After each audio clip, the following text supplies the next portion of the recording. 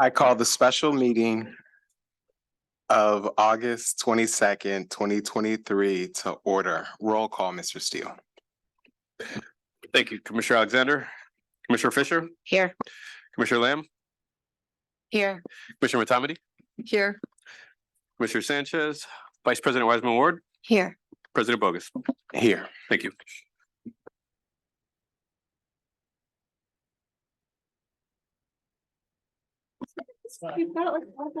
Recognizing Commissioner Sanchez.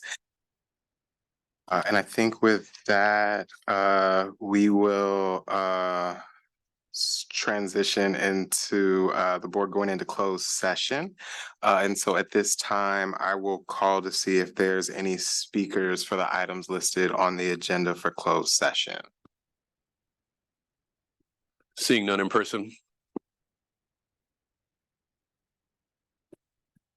Do we have any virtual publics? Oh, you know what? Seeing none. Any virtual participants for public comment on closed session? Yep. No hands raised. Thank you so much. I now recess the meeting at 5:02.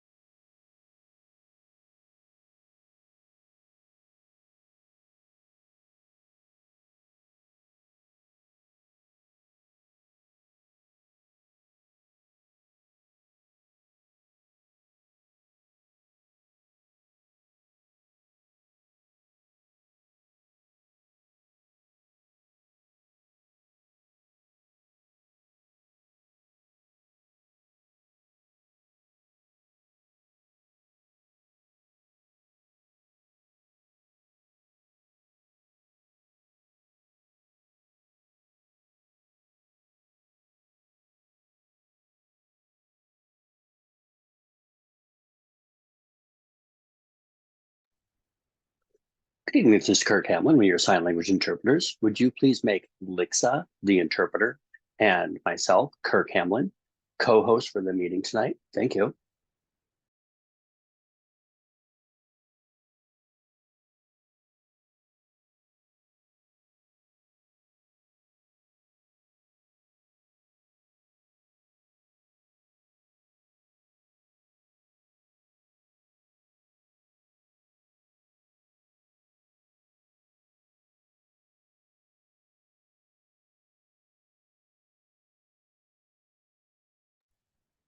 You're on mute for the people in Zoom. You're on mute and I can't hear anything.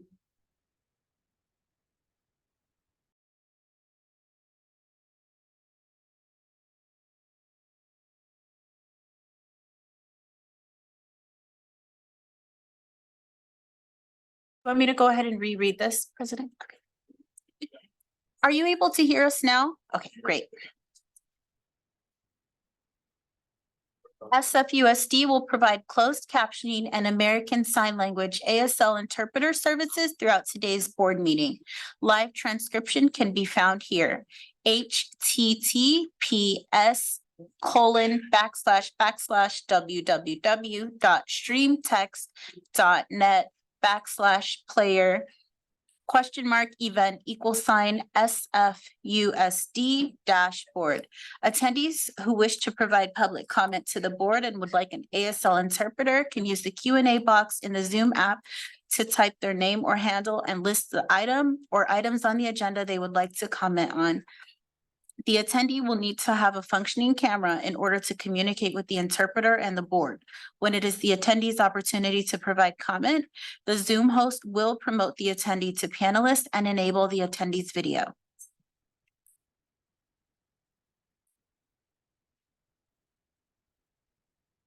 Translation, go ahead, please. Thank you.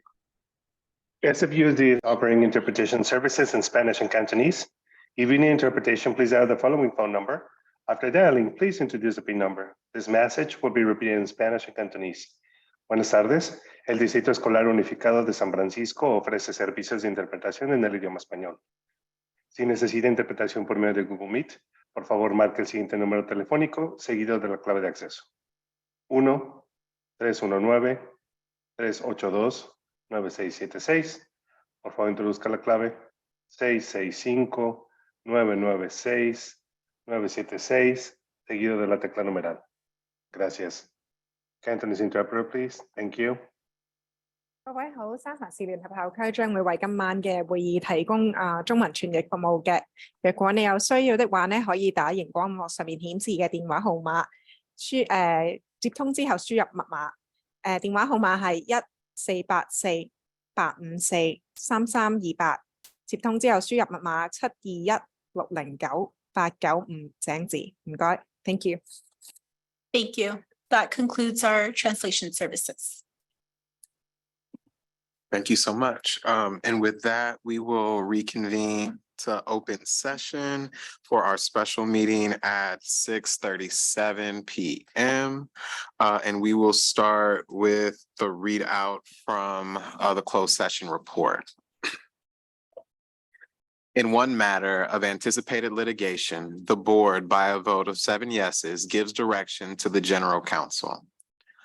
On a vote of 7-0, the board voted to approve the settlement in federal court case number 319-CV-08177 in the matter of Posey versus SFUSD United States District Court for the Northern District of California, case number 323-CV-02626-JSC. The board, by a vote of 7 yeses, gives the authority of the district to pay up to the stipulated amount. In the matter of student MW versus San Francisco Unified School District, OAH, number 202-307-0158, the board, by a vote of 7 yeses, gives the authority of the district to pay up to the stipulated amount.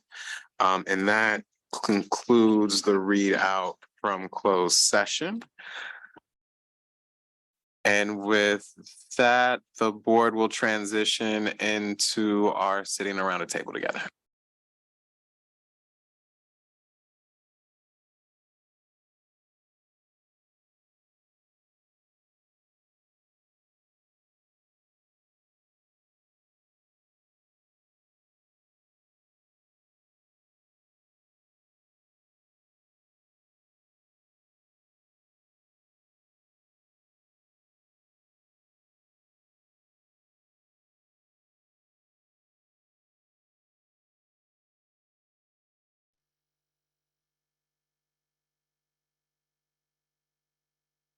This works now if you want to turn it on. I don't know how.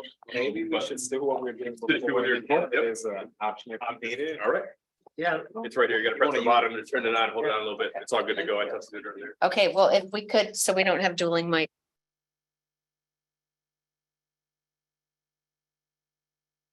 The wireless mic unless we need, so unless someone feels strongly different. Pass it around. I already printed it. Okay. I have. So say. Well, no, that's it. Yeah. But you want me to? Like yours are nice and stable. Hi, I don't know. Yeah, I'll scoot. Okay, I have that. Yeah. This is really the same as those. Yeah, it was what was on board. Okay.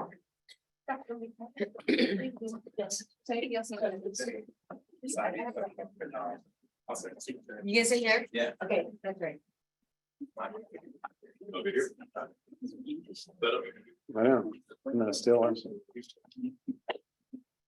don't have an operator. I don't remember those things. Oh, it has a class hour. Sorry, it wasn't printed, like, but. Those specs are. I didn't purchase those. And how much do these cost? I didn't buy those. They were there before. So if commissioners are ready, I'm gonna pass it to the superintendent to get us started. We have AJ here. It's the first slide. Yes. Board of Directors. Good evening, everyone. It's Like, yeah. great to be here for this workshop on the board self-evaluation. Just want to start, I've been coming to board members, I've been coming to board meetings for 11 years now. Is your mic on? Been coming to board meetings for 11 years now. And this will be the first time that a Board of Education has done a self-evaluation at a meeting I've been at. So I appreciate your engaging in this process and holding yourselves accountable to the work that you committed to over a year ago. And and so this is really your meeting that will be facilitated by AJ Cravel. The goals of the meeting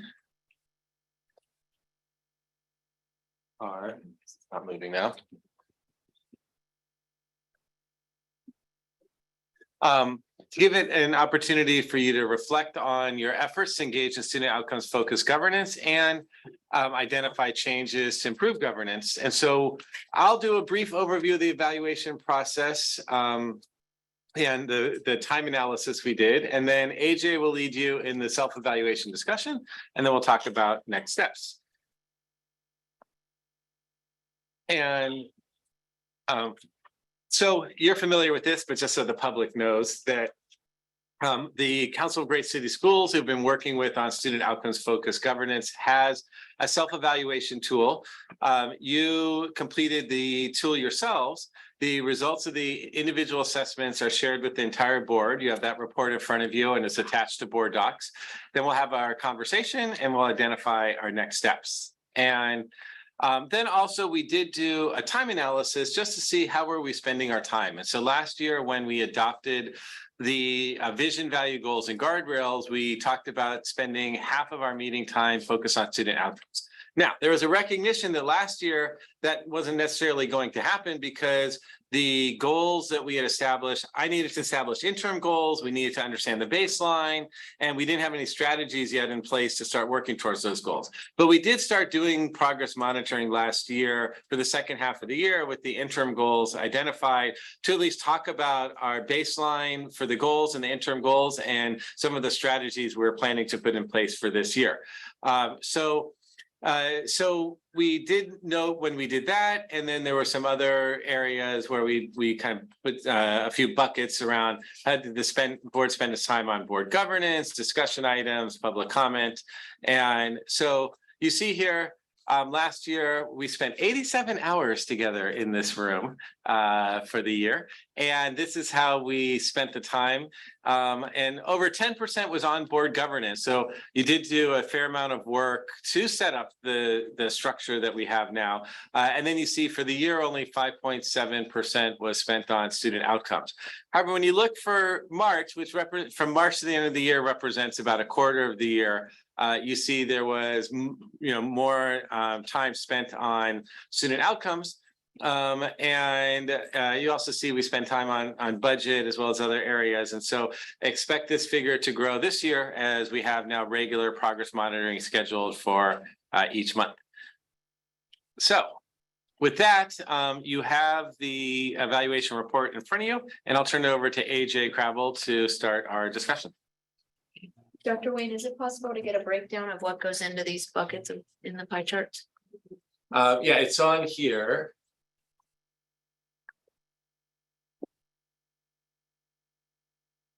So do you want me to walk through this more? All right. What goes into these pie charts? Yeah. Yeah, so like the action item refers to when the board took action. So, anything that came forward for action was counted in that time, except for budget, is because there a list of each of on the slides? No, I mean, that's what I'm saying, can you give is there a list of what went into the other category? Is there a list? oh, the other, yeah. Or, when you say, Yeah, other is. No, I mean, the specific. No, we didn't focus in on each individual item and how long each item lasted. No, I'm how was this tallied? How was this time? That's, I think, what I'm asking for a better, Yes. more delineated. So we reviewed the videos from the meetings. And so like the other section, right? So we'd look at the beginning and from, because it mainly came with the, with the beginning. And so we'd look and see, okay, if it was a superintendent's report, the emergency update, that went into other. And then when public comment started, we'd look and see the time for public comment. So do you have a list of those that we could see, like? Could you give us a more detailed version of what went into those? I'm sorry, I'm still not totally following. So what do you mean, a more detailed version of what went into? So you listed like the emergency updates as an example. Could you give us the list of what goes into those? You have a slide deck pulled up too? Because I think. That's what I'm pointing to the screen here, yeah. I'm not sure. Am I missing something? Yes, I am facilitating. So I think we should maybe come back to this particular point and I can figure ask out if offline. there's Okay. additional Excellent. levels of detail of how Yeah. we're monitoring, how we're tracking it, and just to kind of have more clarity on kind of the metrics that we're holding ourselves to. Because we do have a list of things here, but I think it would be helpful as we move forward to kind of have more detail on it. And we can kind of follow up and go deeper. And so I guess right now we're going to transition to AJ facilitating us through this next part. Is that correct? Good evening. Yes. Go ahead, AJ. Good evening. Good evening. You can, whoever's controlling Zoom, you can remove the slideshow, please. All right. Thank you for having me. Board members, why do you want your educators to participate in self-evaluations? So imagine your teachers, your principals, the folks who are kind of at the front lines of providing education for your students. Why would you want them to engage in self-evaluation? Why would you want them to be reflective of their practice? Maybe we'll ask people to raise a hand and then I can call on folks to respond. That's appropriate.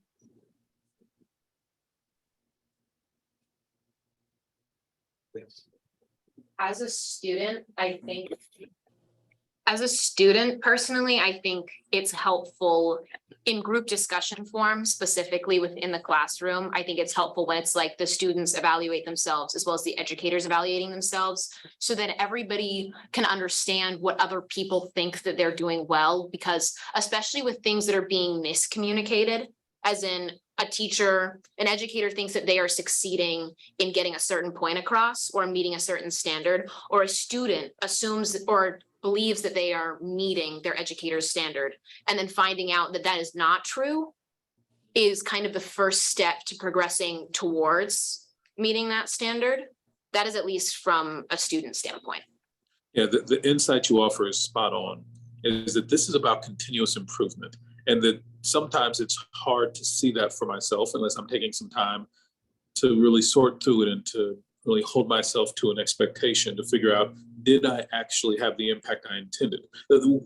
In self-evaluation, we're not questioning the intent, but we are evaluating what was the impact, recognizing the intention is not enough, that impact is what we seek. But the insight that you offer, I think, is spot on. This is about continuous improvement. It's about recognizing sometimes it takes a little bit of extra perspective to figure out what is the impact that I've had as compared to what was my intention. Yeah, anyone else? Why would you want your educators to self-evaluate, to really be involved in reflective practice? Why would you want that? We had another hand from the commission. Oh, I'm happy to. Please. Yeah, I appreciate the question, and I would like to echo the student delegate's comment. I think that when we are as adults, we are also learners, and we need to be engaged in we've talked about the growth mindset. And one of the ways that I think that the sort of the pedagogy talks about is, as adult learners, we need to iterate, we need to reflect, we need to think about what were our intended actions, what were our consequences, how did they match up, how did they not, and then decide how and when we need to pivot. And we can't make those intentional decisions unless we are looking back to see how did we do, what went well, and why did it go well, so that we can do it again, or what didn't go well and why didn't it go well, so that we can avoid those pitfalls in the future. So I also think it's about accountability. We're asking, that many adults in classrooms are asking students to think about how to engage in work and reflect and embrace that growth mindset. And in order for us to make sure that our students are doing it, we need to be doing it as the adults in the room as well. Absolutely. Thank you. Anyone else before we transition? Why would you want your educators to engage in reflective practice and engage in self-evaluation? Why would you want that?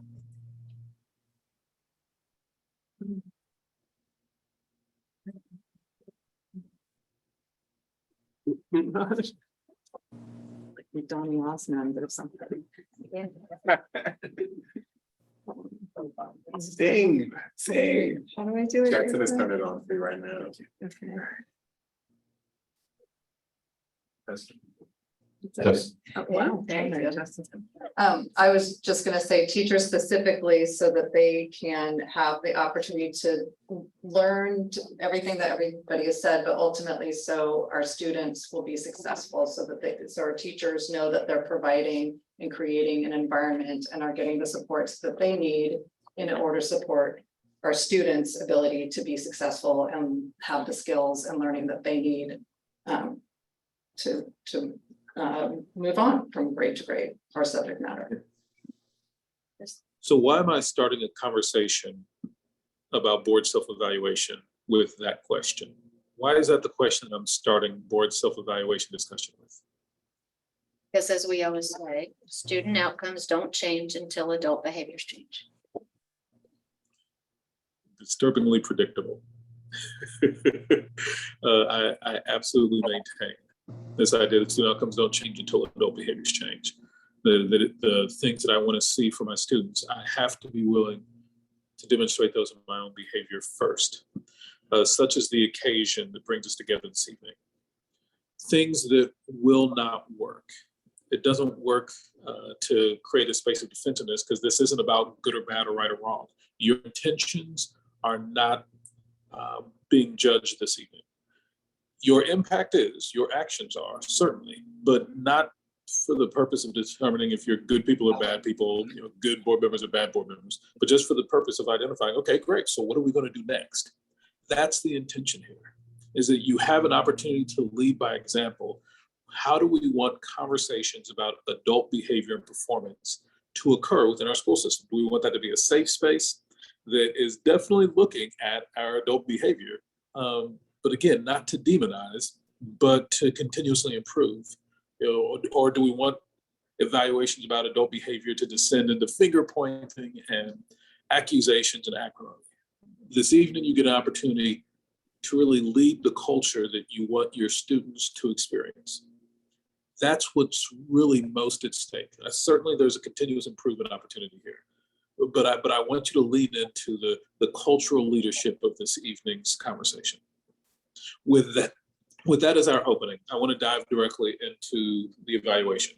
So the nature of the evaluation, is you all already went through it individually, is that it really looks at what are the specific behaviors that board members can engage in, that there seems to be some evidence that are aligned with improvements in student outcomes.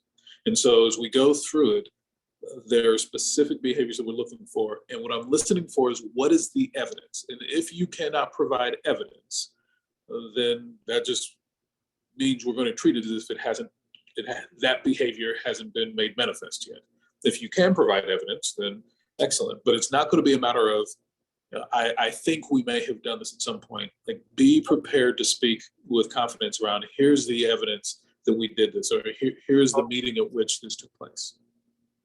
So with that, I want to dive in. You all conducted the board self-evaluation and you scored each of these focus areas yourselves. Do you all have that document in front of you? Yeah. Yes. All right, then let's dive into the very first section, which is vision and goals. Now, you all were all over the place, and so we want to dive into this one. I would argue this is, especially being the first page, the most important one. You all have a range from the highest possible marks in your self-evaluation to much higher than that. We need to figure out which it is. So the floor is open. What score do you say the board has, and what evidence do you offer to suggest that? The floor is open. There's not student outcomes focused, approaching student outcomes focused, meeting student outcomes focused, and mastering student outcomes focused. Of those 4 columns, the question is, where are you at right now? And as a reminder, you all know this, but for everybody else, the way this works is that you start at the far left and not student outcomes focused. And if you complete those items, then you move to the next. But only if you complete all of those items do you move to the next. And only if you complete those items do you move on to the next. So you can't be at master student outcomes focused if you haven't completed all the items before that in meeting student outcomes focused. So as a reminder, what you're looking for is how far to the right did we make it? And what evidence is there of that? So with that as a quick reminder of how the instrument works, the floor is open. On vision and goals, the board will, in collaboration with the superintendent, adopt goals that are student outcomes focused. How do you self-score? That's I help. Yeah.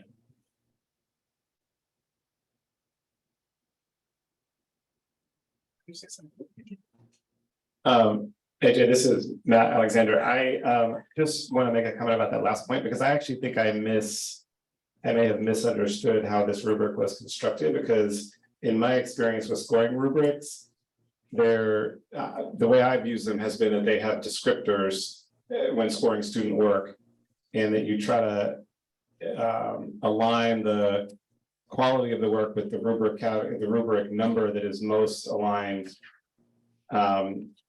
most closely aligned. Not that you have to meet all the criteria in a particular category before you move to the next. So I think I may have, when I scored, I think I was doing what I described in how I had used rubrics in the classroom as a former educator. That may explain some of the variance. Well, but this is, Does that make sense? This is what I'm saying. Yeah, but this is why we do this. Is we come Yeah, together yeah, for sure. we can get a common understanding, and then we grow together. We're already in the learning process. That means we're doing what we intended to do this evening. So who's next? How does the board score on this first and really vital section about the board listening to the community's vision and codifying that vision in the form of goals? How would you score the board? I can go. I got this one. I feel like we are meeting student outcome focus in regards to our goals and vision. It's kind of the way that I read through it and articulate it as far as like what we've set up and what we're trying to do feels to be seems to be on point.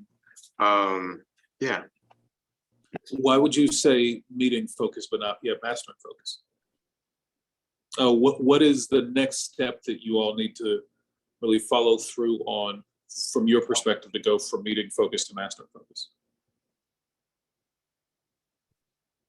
I'm not the most articulate right now, but it just doesn't feel like we've done the things in that mastering category. And like we've really kind of fully analyzed everything. It feels like we're still in the process of getting there. We're still early in this process. This is kind of my assessment. I could be more specific if helpful. I don't know if others have thoughts they want to add in. Yeah. Who else wants to hop? So, and I didn't have us meeting student outcomes focus yet, although I thought we were close. And specifically the one that stood out to me, I thought in reading the approaching student outcomes focus 10, that we had gotten there. But on the meeting student outcomes focus, and maybe I was looking at the wrong document, but when I went back to look at the interim goals, for example, we have great, I like our interim goals. I don't know that I saw interim goals all the way up to, for example, 2027, which is what I understood that second paragraph to be about, that we have interim goal ending points for each year leading up to the ending date. And assuming ending date is that 5-year, that 2027, I don't think we had that. So that's why I didn't think that we could give ourselves the 25 points. Yeah, this is a great question. So in this particular case, when it's talking about the ending points for your interim goals, it's actually meaning for the interim goal itself. And the interim goals generally last 1 to 3 years, unless there's a pretty compelling reason. I recommend that they last 3 years, but sometimes for data reasons or implementation reasons, they might last only 1 or 2. But whatever the length of term of the interim goals is, that's how long, and same with interim guardrails, that's how long you would expect the annual targets to reach out. So if it's a 3-year interim goal, then you'd expect annual targets for each of those 3 years. So we don't need interim goals going all the way up to the end of the 5 years or. Yeah, great question. So interestingly enough, most of the time, no, but that's only because implementation, what's happening on the ground in the classrooms, tends to evolve and grow and change more rapidly than your goals do. And so that's why your interim goals, the data that's tracking implementation at the building level is likely to change more frequently than your goals do. And so the goals, solid, they're going to last 5 years. But the interim goals, may only last 1 to 3 years, and that's pretty normal. So may if I may just add on, since the superintendent develops the interim goals, this was a learning experience for me too, because I had understood, you'll see all the interim goals are only for next school year. Part of it is because of what we talked about, like we're changing our data assessment system.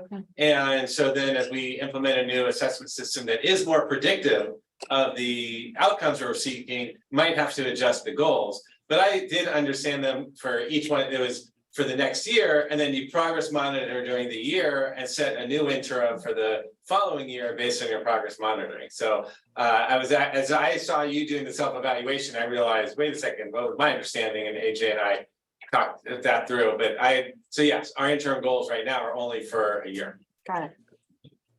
Doesn't it say that? But isn't it okay, like the green column, meeting student outcomes focus says all interim goals last from 1 to 3 years, right? Yes, that's correct. So it could be 1 year. That is correct. Yeah, that was why I put the meeting student outcomes focus. I felt like we had done all of those, but maybe I misunderstood again what annual targets were exactly. But I thought interim goals were like the annual targets, but I guess that's referring actually to annual targets for the overall goal, yeah?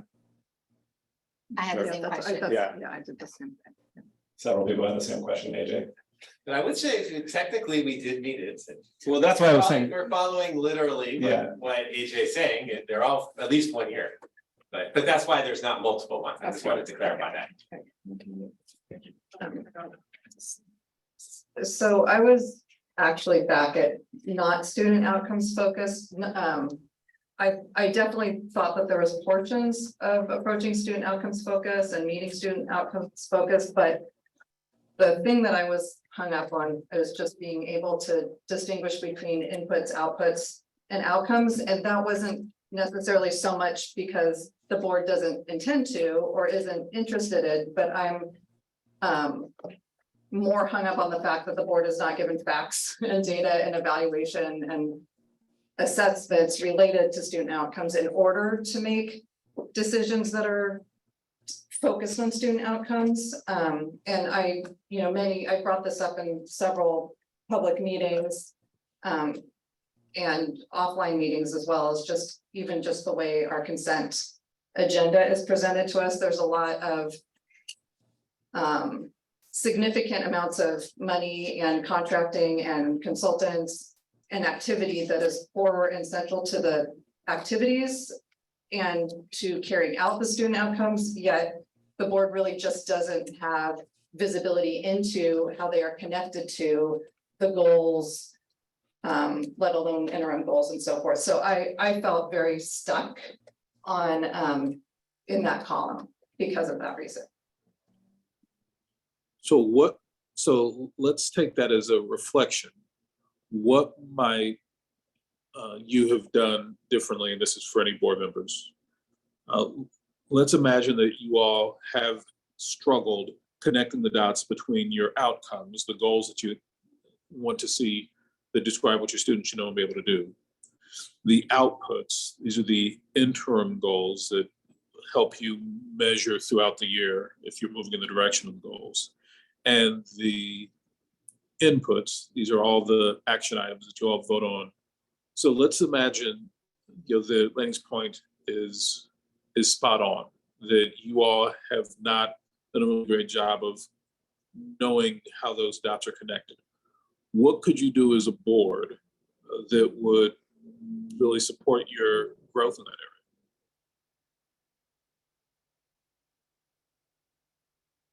I mean, I can go, and then if other people, I mean, is this resonating for?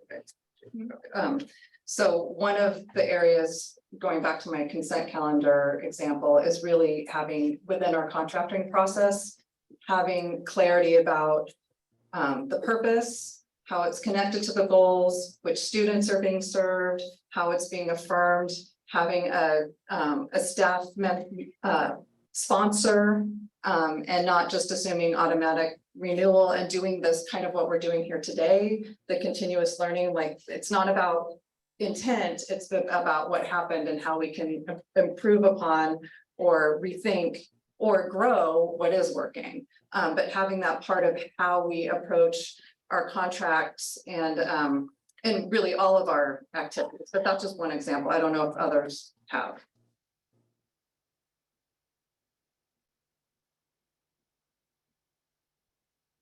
All right, so before we move on to the next section, I want to finish up here with vision and goals. Anyone else? So we've heard several different ideas of where you all might be. Anyone else have thoughts of what your performance on this first area is, vision and goals? Similar to Commissioner Matomedy, I scored us at 0, and it wasn't for, and I think everyone has done a great job of really leaning into this process this year. I think where I'm stuck, and I used the rubric, AJ, I think I cheated. I used what we got in our session last semester, not the one that's in the manual. There's a fifth line here that says, the organization has not identified who their community is or a process for gauging their vision. And I think for me, what got me stuck with that was we're still wrapping our brain around what community engagement looks like. You know, what our parent advisory committee, our QT PAC, you know, all of that other stuff. And so while we checked many boxes in the approaching student outcomes focus, meeting student outcomes focus, mastering, you know, as I learned in the process, if you don't have all the boxes checked here, you stay at 0. So that's where I was.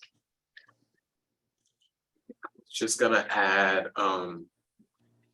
just I think with us being new in this process and these goals being new and the interim goals being new, and I think us having questions around, do we have the right assessments in place to really monitor and track the things that we care most about to kind of express our progress.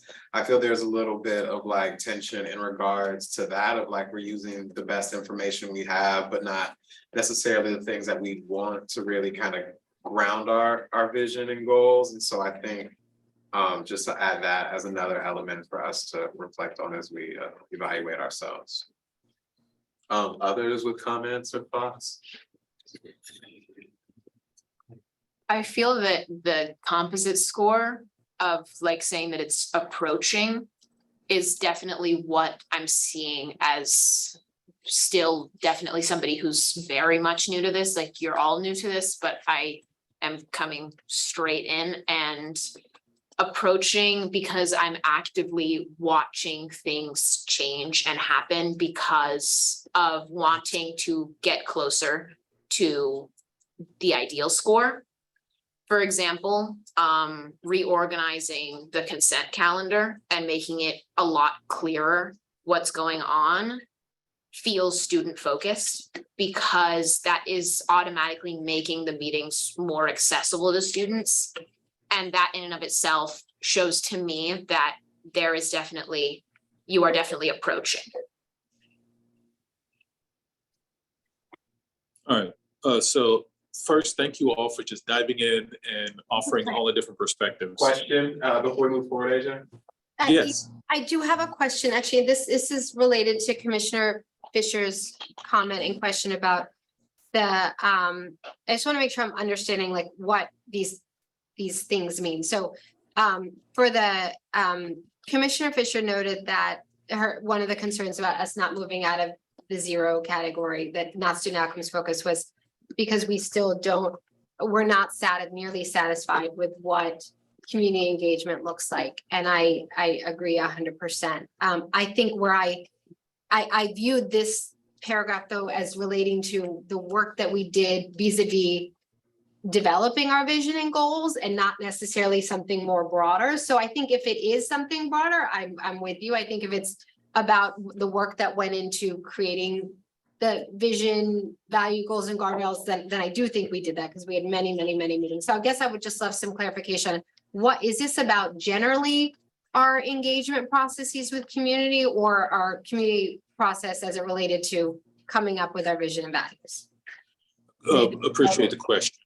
AJ, can I read this? This one, so this section, vision and goals, is specifically about whatever community connection you all did to set your goals. Later on, when we get to monitoring and accountability and communication and collaboration, there's more in there about your larger systems for engaging with your community. And so this section is just specific to goal setting, just like the next one is just specific to guardrail setting. But that larger observation around, do we have meaningful systems for regularly listening to the vision and values of our community? That is a very important question. It's just not the question being asked by this specific page. Thank you. Yeah. It is asked like, and so looking into this, the one question that I would ask is, to what extent have you, do you all have your interim goals and interim guardrails in hand, and is there a calendar for monitoring these? So do you all have all of your interim goals and interim guardrails? That's the first question. Yeah. Have we ever seen it in one place? I don't know that I've ever been given that as a handout. Or is it on the website? Or docs. It's on. that's here. Okay. So it's still in this format. that's Yeah, a it's little not, wonky. it's still all redlined. Yeah. Yeah. So on our website are the updated ones that I don't think they're looking at. On our webpage, they're there. It's not easy to find. Yeah, It's there, but it's not, you have to know what you're looking for. Well, it's under our mission and vision. Yeah, but if you But do a you have to search, do like, good. you have to, if you go to the main website, you have to do like 5 or 6 clicks to get down to it. So it's, which those of us who are willing to dig, great. So if folks want to find the page on the website we're talking about, you would go to sfusd.edu and then go to About and then go to our mission and vision. It's a drop down tab kind of next to the logo. If you'd want to access that to see what the superintendent is lifting up. Yeah. It sends you to like the internal. I think we maybe are at a place where, did you have an additional question to that one, AJ, or should we come back and answer that now that we've looked at the website? No, okay, so now that you're looking at the thing you want to do is you want to look at what are the items in this particular section that speak to your interims, and just verify, because the part that you all are responsible for as a board are definitely the goals. The part the superintendent is responsible is the interim goals. And so before you walk away from this, this is your official time each year that you need to make sure that you have done your part of making sure that the interim goals all exist and that they meet the expected criteria. The fact that any of you have curiosity about that means that before you move on, you want to stop and just verify that that's the case.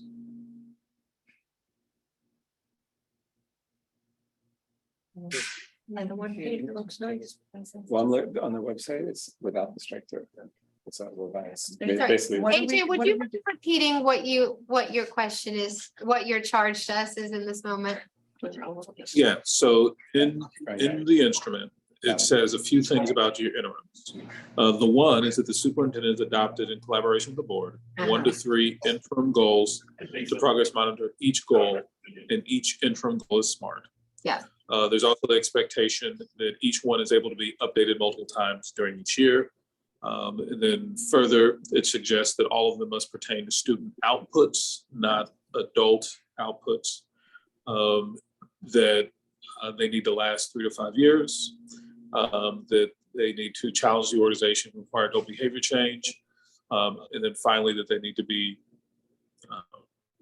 there needs to be some evidence of correlation between the interim goal and the goal, and that it's actually influential with staff. So these are the things in that first page, vision and goals, that where it describes your interims. As part of your self-evaluation, you need to know, are those things true for our interims or not? So this is your official time to take a moment to do so. Oh, I see. So I have on the screen here too, let me mute myself. And I shared this, and so if you could, so about mission and vision, so that you're just focused on the interim goals right now, right? That is correct. And then you Yes. scroll down at the bottom, there's a to your interims, there you So go. you interim goals and guardrails. And that brings up this presentation. And so what you want to do as a board is you want to take a moment and just ask yourselves the question. Are they here? Do they exist? Are they updatable multiple times per year? Are they smart? Just the basic things that are expected in the instrument. So just take a moment and glance through those. You just want to affirm for yourself that either it's true or it's not.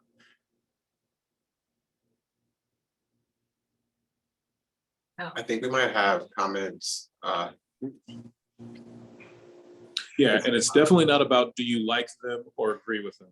It is about, do they exist and do they meet the expected criteria?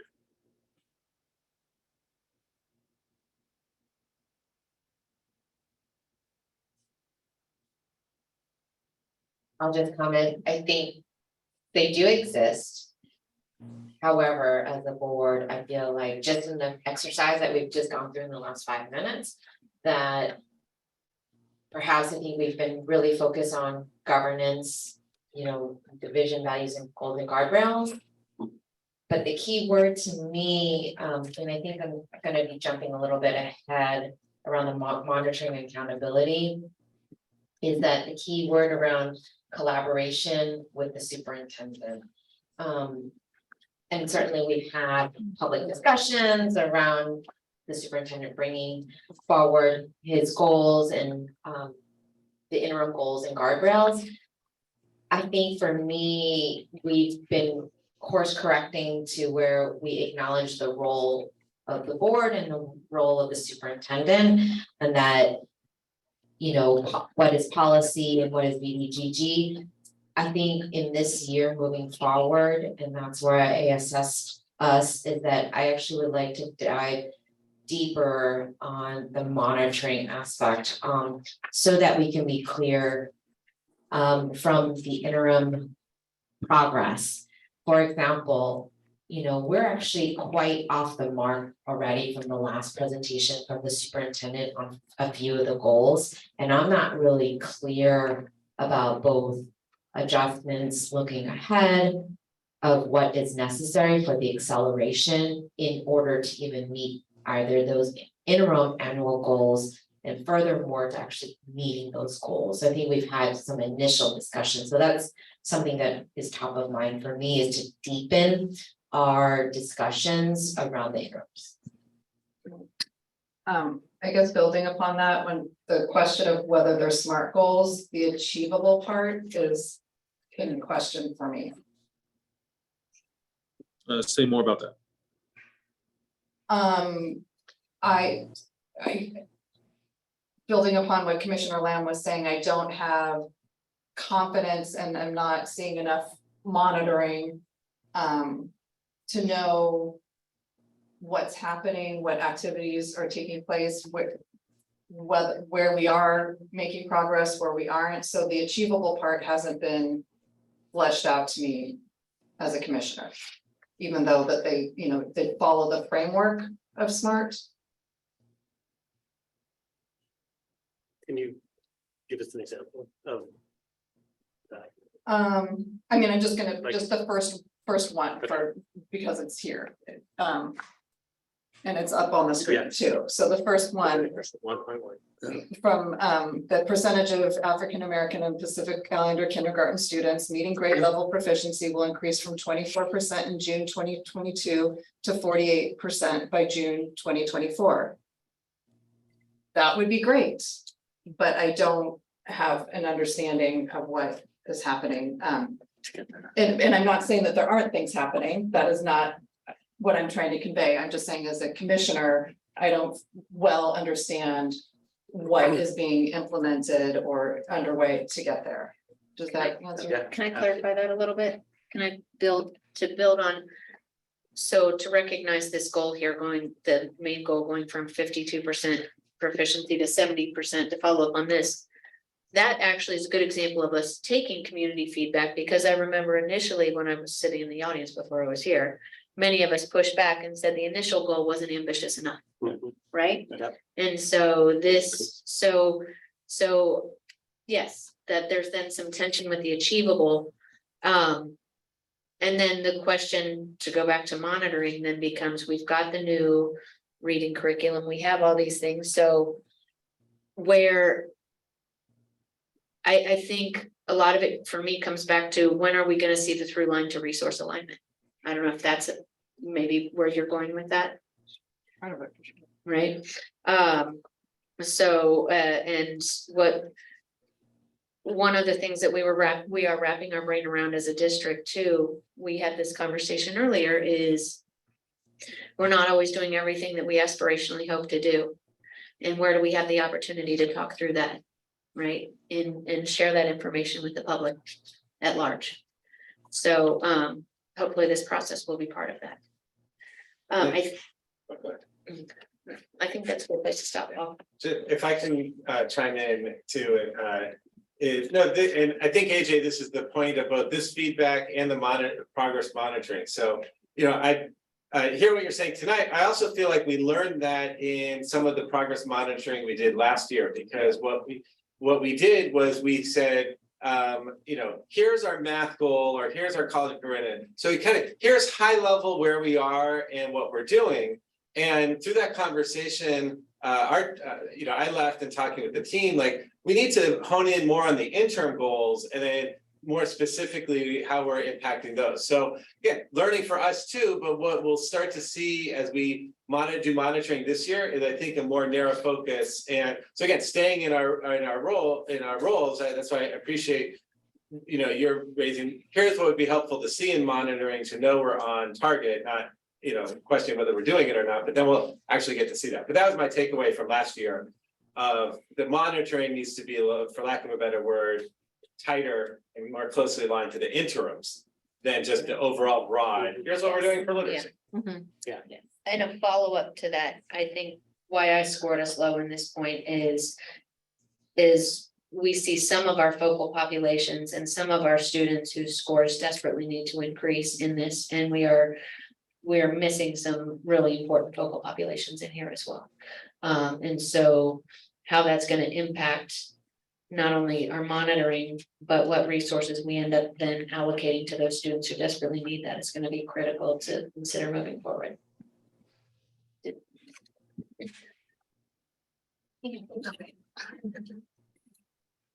All Hold on a right. second, AJ. Yeah. Just as a question, as far as I can see, all of these goals are based on very important things like literacy and math and college and career readiness. I was wondering if separately, there are also goals that have to do with student wellness, because as far as I'm aware, we do those surveys where we discuss our school environment as well as our general mental wellness, and those results are recorded and you do receive them in some form or another. So whether there is space for interim goals regarding that as well, because student wellness increasing would essentially increase these academic goals as well, because the environment you are in is half of the equation. And I'm just wondering whether those goals exist or if there is room for them at this table. If I can be for a moment, or even though we not have those as goals. Sorry, AJ, I'm taking over your role. Handle it. Board, commissioners. I'm setting you up for success, because goals only measure what students know and are able to do. See, this is And so goals measure what students know and are able to do. Guardrails are how we make sure we're living our values and operating our values to meet those goals. So what I put on the screen when we get to guardrails, we do have a value, we have a guardrail about serving the whole child. So we have measures on how we're doing that, and actually we're using the measure you noted about sense of belonging, but that goes into guardrails, not the goals. And I think from the board's perspective too, the mental health and well-being of students should be going through all of the goals, because that's a big barrier to their success for all these metrics. And so like there needs to be a certain amount of consideration of that and all the strategies and approaches that are being taken. And I think that's what the board was hoping to see, as we had to kind of really pick a few narrow things to focus in on. I think that these goals, these first interim goals that have to do with academic performance are the ones that students see the most often in documents that we are given regarding the board's intentions and progress. And I think it would be valuable, this is more general student feedback, it would be valuable to have, to make it clearer to your student populations that those wellness and sense of belonging and absenteeism goals do exist. But they're in the form of guardrails. Yeah, but I've heard that as well. I really appreciate that comment. I've heard that as well, that I think there's from staff and educators that have been so far more, and we can't do everything at once, but there's been more awareness of the goals and less of the guardrails. I had a question about the interim goals and this, and the student outputs question, the phrase, all interim goals pertain to student outputs or student outcomes. Is increasing enrollment in CTE pathways, which is goal 3.3, is that a output? I struggle with this concept of outputs, I have to be honest.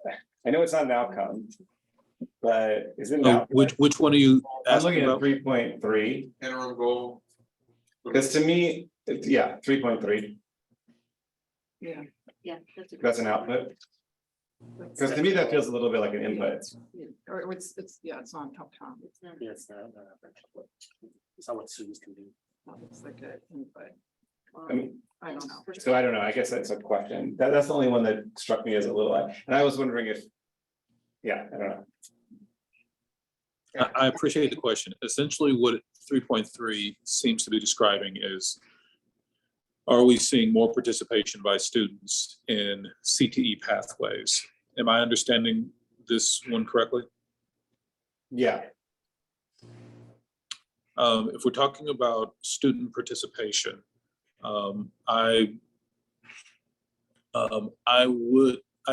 participation is an example of an output, because there are actions that are happening to increase the participation. So generally, we're making more CTA pathways available, or we are doing a better job of communicating the availability of CTE pathways.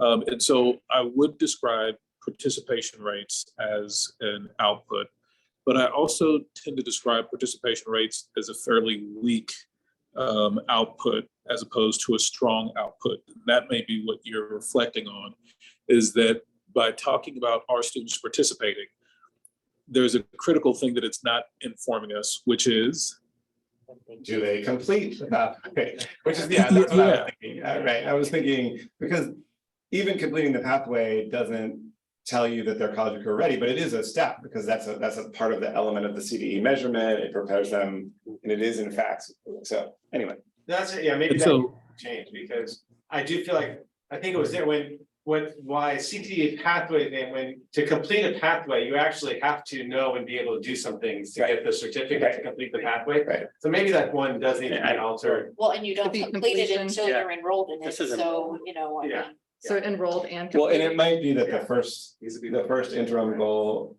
is in fact enrollment. Like if we're really, Yeah. I mean, I don't know. Maybe that makes sense for the first interim goal to be enrollment then, and for us to then change. and then it. future ones are Right. something else. That's entirely possible. To answer your question from a technical perspective, yes, this meets the criteria. The participation rates are outputs. However, as a board, you should know outputs are considered to be a weaker, participation rates are considered to be a weaker example of an output for the reasons you all just identified. But if we are beginning something brand new, then that may be the data that you have to lean into. And then as you grow implementation, then you go into more meaningful output measures. I don't know if that's true here or not, but that is certainly something to be mindful of. And so I appreciate you catching that one. Any other reflections on vision and goals before I try to facilitate this to a close? Hey, David, Mark, extension. I just have one question related to what Matt Alexander just brought up, the 3.3, the interim goals. Can we look at 3.1 and discuss if that's an output or an outcome? The percentage of entering ninth grade students with one or both risk factors will decrease from 6% to 3%. Is that more aligned to an outcome than an output? So this is one that I was wondering if you all would look at more closely. I think the question here, I'm less inclined to. The first curiosity I have for this one is with what frequency can you evaluate it? How frequently do you know whether or not entering ninth grade students have one or both risk factors? Yeah. It's really talking about it's really, I was gonna say, it's really talking about eighth graders then. Right? I mean, Well, and that's perfectly fine. The question is, with what frequency can the data be updated?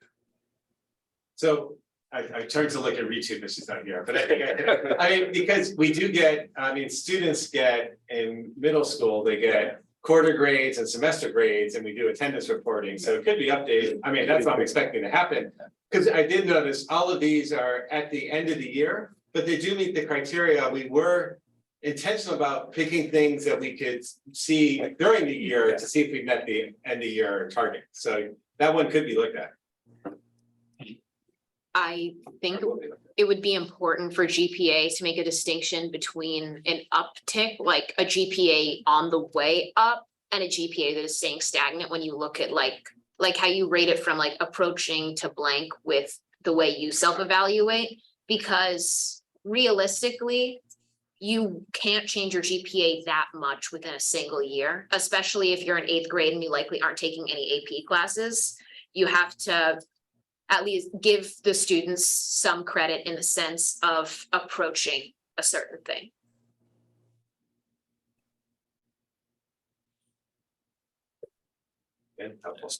So these are exactly the types of conversations you should be having to interrogate. Do we have interim goals that really allow us to measure progress relative to the goals that we as the board have set? So what I needed you to do before, because I told you needed to have evidence, not just kind of assumption about it. And so now that you have done a little bit of a dive into your goals and a little bit of a dive into your interim goals, which are the two main deliverables for visioning goals, now I just need you as a team to reach a consensus. Where do you place yourself on the first page of the instrument? Not student outcomes focused, approaching, meeting, or mastering. So if you can quickly reach a place of consensus, where do you place yourself of those four? Can I ask more of a theoretical question while we're on this section? I'm sorry. Yeah. AJ, one of the things I'm struggling with is we as a board set the goals and then the superintendent sets the interim goals, right? That's correct.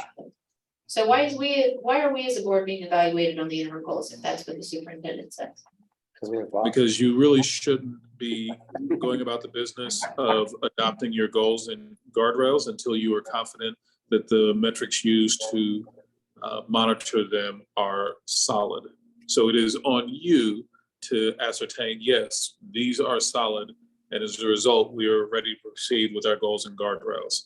Otherwise, you have no real means of knowing how progress is going to be monitored relative. So is it the superintendent's job to produce? Yes, but it is your job to verify, that is your part of the collaboration, that it actually has been done to you all's standards. And if for some reason it hasn't, then it's on you to consider modifying your goals or your guardrails to be responsive to that. All of that normally happens before you ever get around to adopting your goals and guardrails. And so that is not what took place. You all went the process a little bit out of order.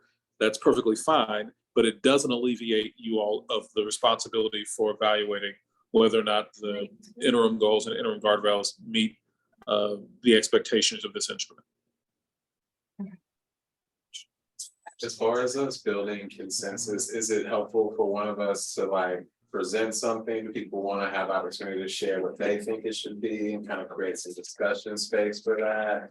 Which maybe it'll be a little bit more time intensive than we want to spend. So yeah, I'm open if somebody wants to make a proposal either towards a score or how we do it, or I can. But yeah, flexibility to see how we want to go through it. We have 5 of these left. This will probably be the most in-depth one, but yeah, I think they all. This is always the most challenging one, but there's a good reason for that. We could say a score, and then once we've reached that like numerical consensus, we could see if we'd like to elaborate. So all go around and share a score. Yeah. We have to, We have the we have to, why can't we just do the average like we did for, we all have to reach an absolute consensus on this? Oh, no, Or like one which- consensus, we can reach an average, right? Is We consensus do have an average. is, I guess. No, think that so, we need to land on so- one of these categories, and right now, Oh, 11 okay, is- that makes sense. we either have, right now, the average is 11.4, so Which is assuming we're approaching. gonna either be approaching or meeting student would be where the consensus ends up, if I had to guess. Okay. I think I'm. so the question is, where are you? You have an instrument in front of you.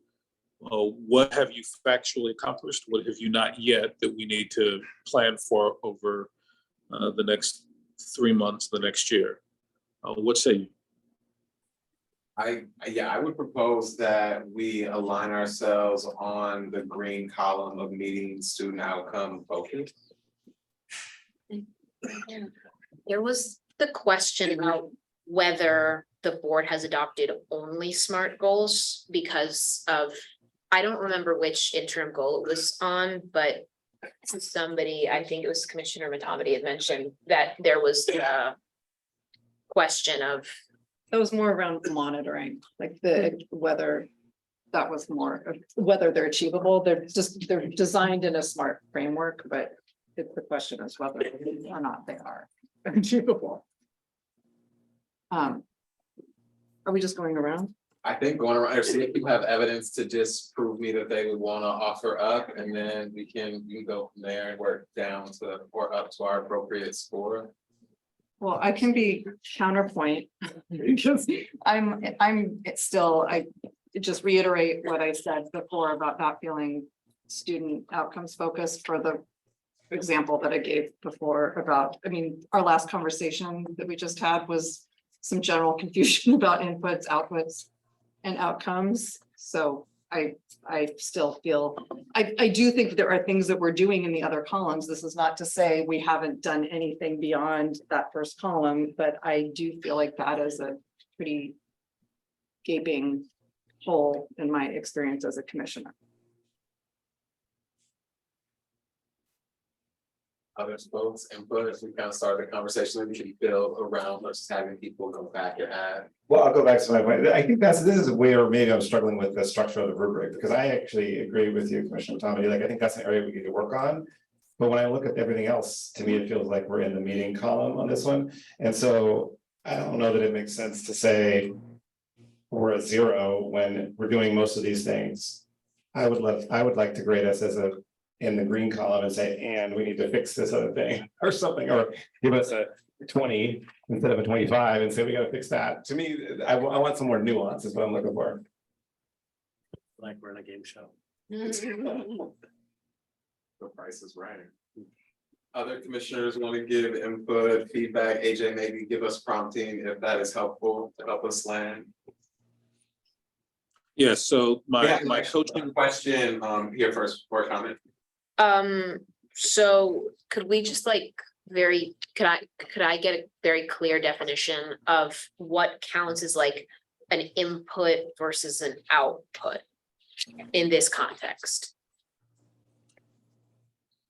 AJ, Can someone answer that question? And then we'll settle whether or not Laney's assertion is accurate. we're gonna ask the superintendent to answer that. Is there Is there a board member? for- Again, that's, you know, this is your evaluation. It's not my quiz then. I think. You can't Is, cheat. is there a board member who can answer the question? I know, I was gonna find the. I should input would be like the curriculum used, There's a manual? staffing. Yeah, I think there's quite a few of us who feel comfortable doing it, but we don't necessarily all want to jump up at the same time. Is there anyone who wants to volunteer to respond to the question?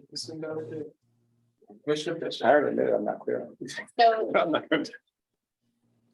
okay, I'll take a first stab at it and everyone correct me because I'm not good with words today. So, inputs are the resources that we bring into the system.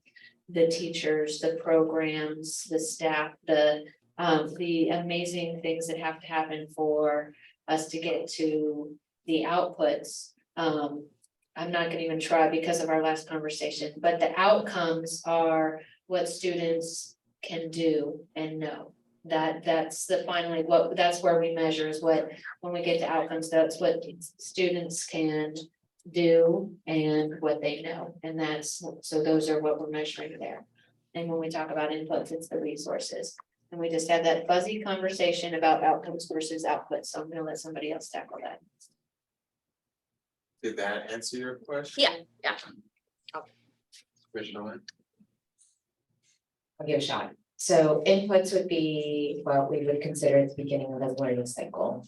An output would be something in the middle of the cycle, of the learning cycle, and then an outcome would be the impacts at the end of the cycle. See, so it's a progression between input, outputs, and outcomes. And a particular outcome could be your score on the other. That's good. And an output could be the middle of the year, your F&P score for literacy, for example. And the input would be the reading curriculum. And one input in that sense would be the curriculum adopted. For that outcome. Can I ask a question? AJ's smiling. Yeah. So my question is, has the board consistently demonstrated its ability to distinguish between inputs, outputs, and outcomes? I think I just said prove that one wrong. Cons- But then I want to go back to Commissioner Alexander's point. And so to Mr. AJ, is there any nuance in this? Because I would hate to, and again, I'm not because I'm more afraid of a poor score, like we started at 0, so it's only up from here, one would hope.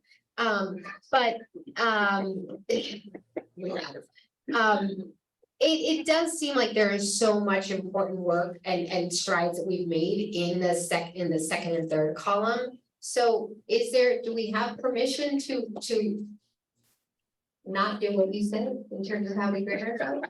Can I just? The question that you're really asking is, what is the culture we want to create in our school system around performance? I disagree. I don't think that's my question. I disagree. Here's why I disagree.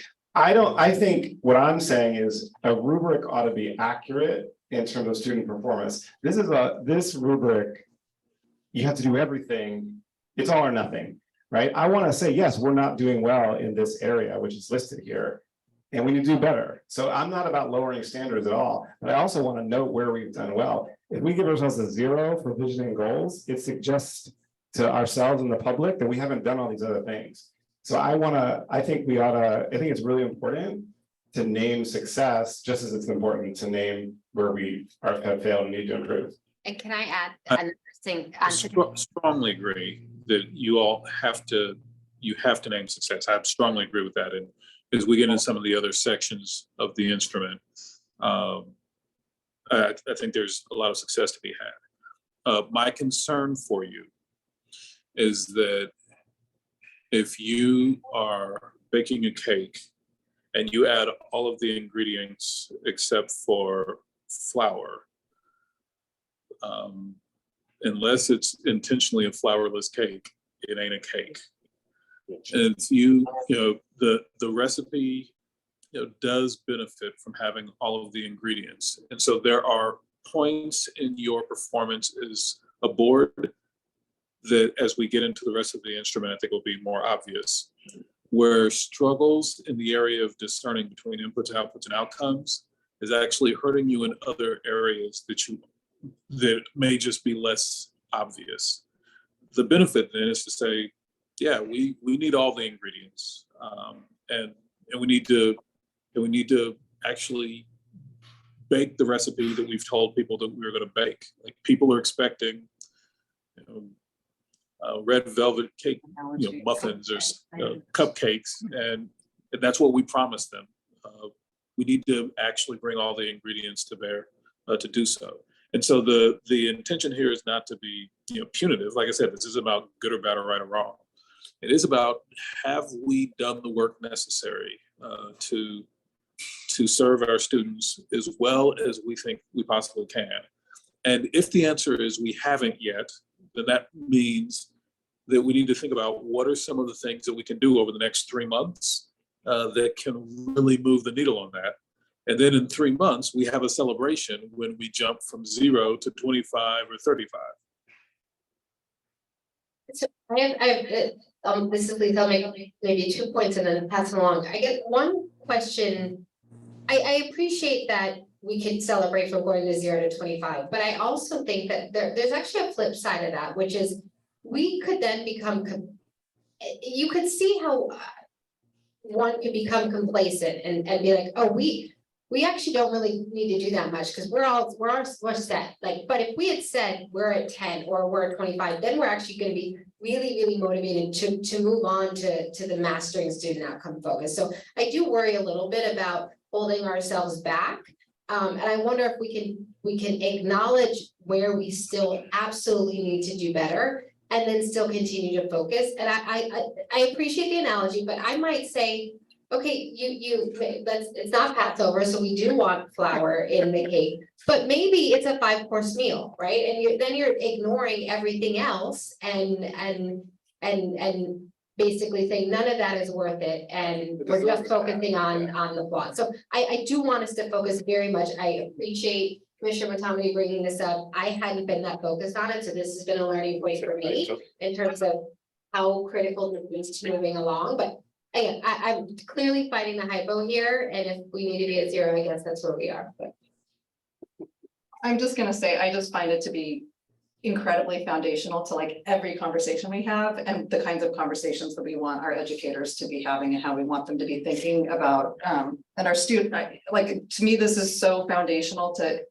everything. It's kind of like if you are learning to play basketball, you've learned the rules, you've got the basketball court all set up, everyone's clear, you've been running through the different kinds of plays like that can happen on the court, and you show up without your shoes tied. Like, it's just not, there's just some basic foundational things, and you wouldn't let them run out to the court. You fully believe that they know how to play and they've got the rules down, but they're not showing up prepared.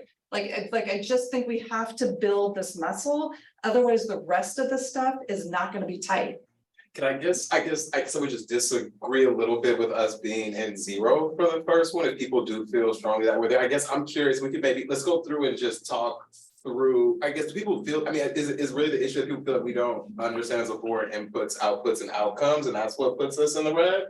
Or so we've adopted goals. We hosted listening sessions around them. I mean, collectively, I think we do have a good understanding. I don't think we all like to publicly say the definition of them around AJ. But I guess, I don't know. Do you feel that we as a board don't have the understanding, or that not every member of the board is as much of an expert in these as you feel like we need to It's be? not reflex. It's not reflex. It needs to be reflex. And I don't think, like, I'm not saying like 0 like as a punitive thing. This is what we want people to this is what I want people to show instead. Like, hey, you know what? Like, we're not, I see so much good, but we're not out of the woods at all. So like, we gotta, like, I just am trying to model how I want staff to show up to me when they're like, when there's something that they think is essential in order to get the other pieces done. And I guess, AJ's been pretty emphatic about how the scoring is. And I feel like we're spending more of the time trying to convince AJ to change his scoring system than to like acknowledge that, oh, we identified a gap. I guess I just don't see that as a gap as us not being maybe as high as you would want all of us to be. I guess maybe that's a different perspective. We have Commissioner Lamb. So I rated ourselves at approaching student outcomes focus at 10. No surprise, I'm like in the middle. I do agree that it is clear from tonight's discussion, even we haven't dedicated, I think, the time around the monitoring, around the interims and how they feed into the goals, like I said earlier. So, but I do think that we have some approaching outcomes focus that we have demonstrated. So I just wanted to at least state kind of where I both scored, ourselves. And then even now throughout this conversation, I do think we are in between B0 and 10, both the not student outcomes focused to the approaching student outcomes. And furthermore, I think that also speaks to, I think, some of the presentations from the superintendent and the staff, and there's been a lot of work, I know, at the staff level and the superintendent level to even also embody the vision and the goals.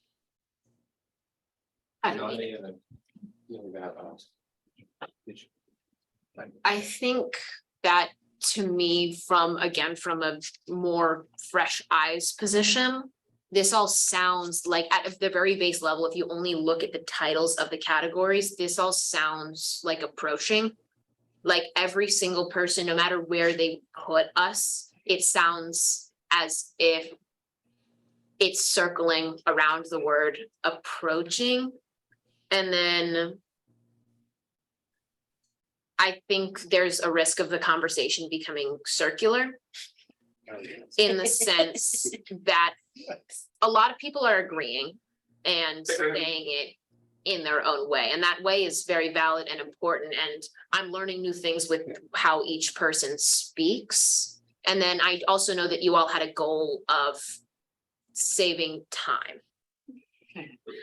In the sense, I at risk of being mean.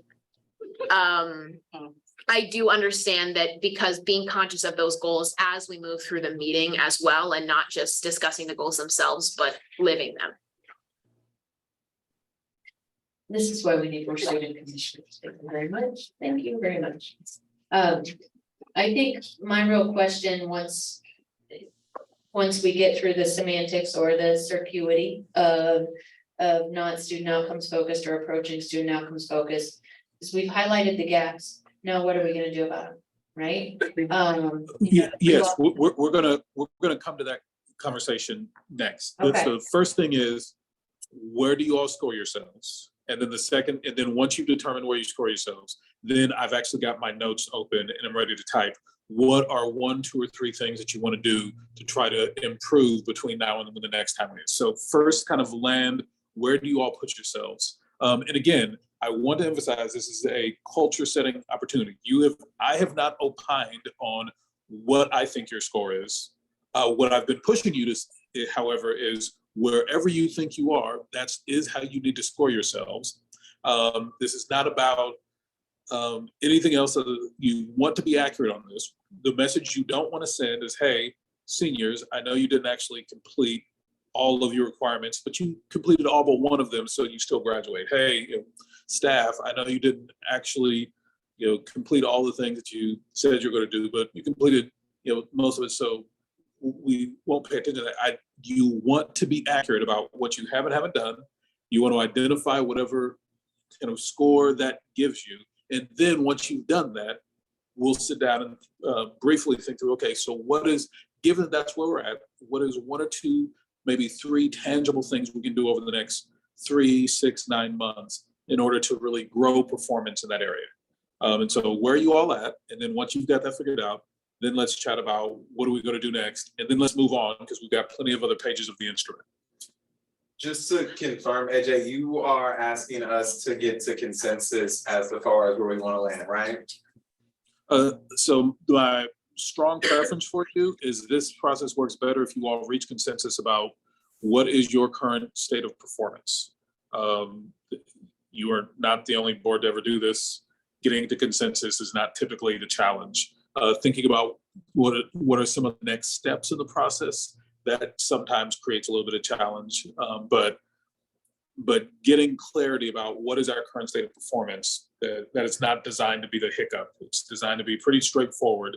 You know, it's either this column, that column, that column, or that column. Okay, now that we've affirmed that, what are the next steps? What are the things that we'll take on to improve?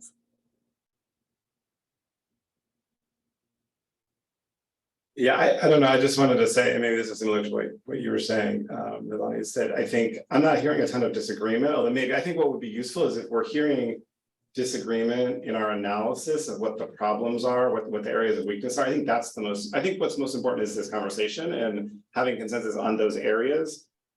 I think there's some disagreement on the scoring system and whether it's possible to bake a flourless cake, which we've sort of done, right? Like maybe we've baked a lot of the cake, but we didn't use the flour. And so there's some disagreement on whether that's valid. But I think what's more important actually is that we've recognized that there's an area we need to improve, and there's areas that we've actually done good work. So I'm just curious if there's places where we think it would be useful to have further conversation. I don't think arguing over the scoring system is helpful, I guess is what I'm saying.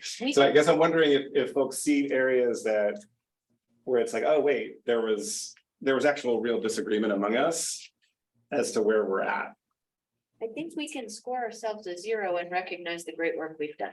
Yeah, I'm fine with that. Like that's what I mean. Like if people want to do that, I don't So if care. we're gonna abide by the scoring system, Okay. we do need to give ourselves, I give us the approaching, but if we're gonna abide by the actual scoring method, then we are in the third column. But we can acknowledge the things at the same time that we've done that are all in the other columns. Yeah. That are better. And could you say why you feel like we're in the first column? Because if we're gonna follow the system, which says you have to meet everything in the column to get to the next column. I agree with Commissioner McComedy, we haven't done that for the inputs, outputs, and outcomes. It's not reflexive. That we can just, maybe it is that we're saying in front of AG and we're afraid, but we clearly are not there yet. And so if we haven't met that part of that goal, the first one, in that first column, then we can't move to the second column. I don't appreciate that scoring method, but that's the method we have. If we're intentionally going very word for word and by the book and by the rule, it doesn't say anything about reflexivity. It just says that you're able to distinguish them. It doesn't even necessarily say anything about defining. It just says that you can distinguish them from each other. And I think it's important to look at how it will look to students just numerically. If the board says we are not student outcomes focused. Where it is very important to reflect on yourself and to not give yourself too much praise just to look good to the student population. But you have to consider how that fear will affect our own school environment. Because this is something that is going to be public information, whatever that score is. And especially parents specifically, I know, are somebody who are maybe looking at this more. I think that is important to look at it from the other side as well, which doesn't mean we should compromise the scoring system or compromise our own values, but that is another angle. Well, it's kind of like what you said before. And again, see, this is where my gut on a rubric would, if you ask me, where are we? If you just said to me without these descriptors, are we not student outcomes focused? Are we approaching? Are we meeting? Or are we mastering? I actually would have said approaching. Because that's just my gut feeling. Like we've done a lot of good work, but there's areas we still need to, we're not there yet, even in meeting, I would say. But again, I think then we end up arguing over the details of the scoring system. So I don't know where we want to go with it. Can I clarify like why this is? Because I hear you, and I certainly wouldn't want, I would be very careful about how that's communicated as far as like not students outcomes focused, because that is not at all what I'm trying to say. But what I think is important to admit is when you recognize you haven't made as much progress, and then the next, what AJ was saying is the next steps, what are you going to do about it? Like, I think that actually is a really healthy thing to model for students and families is what are you going to do about it? Not like, oh, well, I guess, we tried and failed and walked away. And so going like, if we are not, with this part, it does matter because I think we feel approaching student outcomes focused, but the doing part has a lot of work.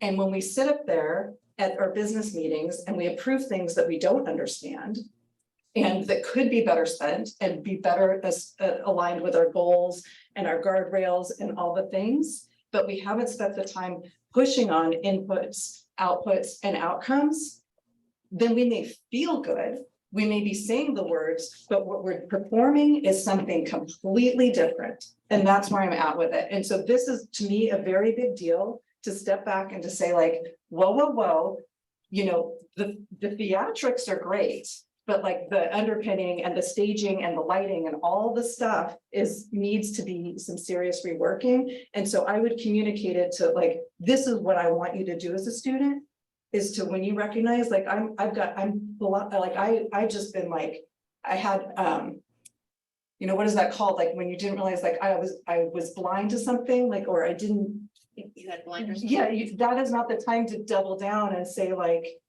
well, that's cool, now I got it, you showed it, so like I don't have to behave differently. And that's why our consent agenda is so important to me, because that is the bulk of what we do in a lot of ways. I just want to jump in. I think I definitely see what you're saying. I think the thing that I view differently, and so for me, like being like when high schoolers, I think I put us at meeting student outcome focus. It's not to say that we've done all the work in the district is there, but it's that we have reorientated the board to be centered on that. And I think we've done the majority of those things we've done all the things in the green category, the orange category, and the pink category, in my opinion. To be there, even though we haven't implemented fully as a district, we have set the standard and the target to be outcomes focused. And I feel like we have actually done that. We haven't fulfilled the vision organizationally, but I think we have set the path and the goals to do that. And for me, looking at the things underneath each of these, I do cross them out as us as a board having those skills, knowledge, and abilities. And then the things that we've done and gone through collectively, I do see them as things that we have met. I'd like to amend, I think hearing what you have to say, that makes a lot more sense. And I think this isn't necessarily our department, but it is a term of in terms of display, where when a student or a parent or anybody else looking at these statistics sees that 0, they can then immediately see what is being done, why that score is there, what the board specifically has to say about why that score is the way it is. And then that would like amend the fear that would happen upon seeing that 0. So then I think that is more in terms of a display thing, and that pushes me into the faction of being okay with that 0. All right, folks, you have basically spent as much time talking about how your performance will appear as you've been talking about your performance. We need to wrap this up. What's the score? And then whenever you reach that conclusion, what are 1, 2, or 3 things that you want to do over the next few months to really continue to grow your performance?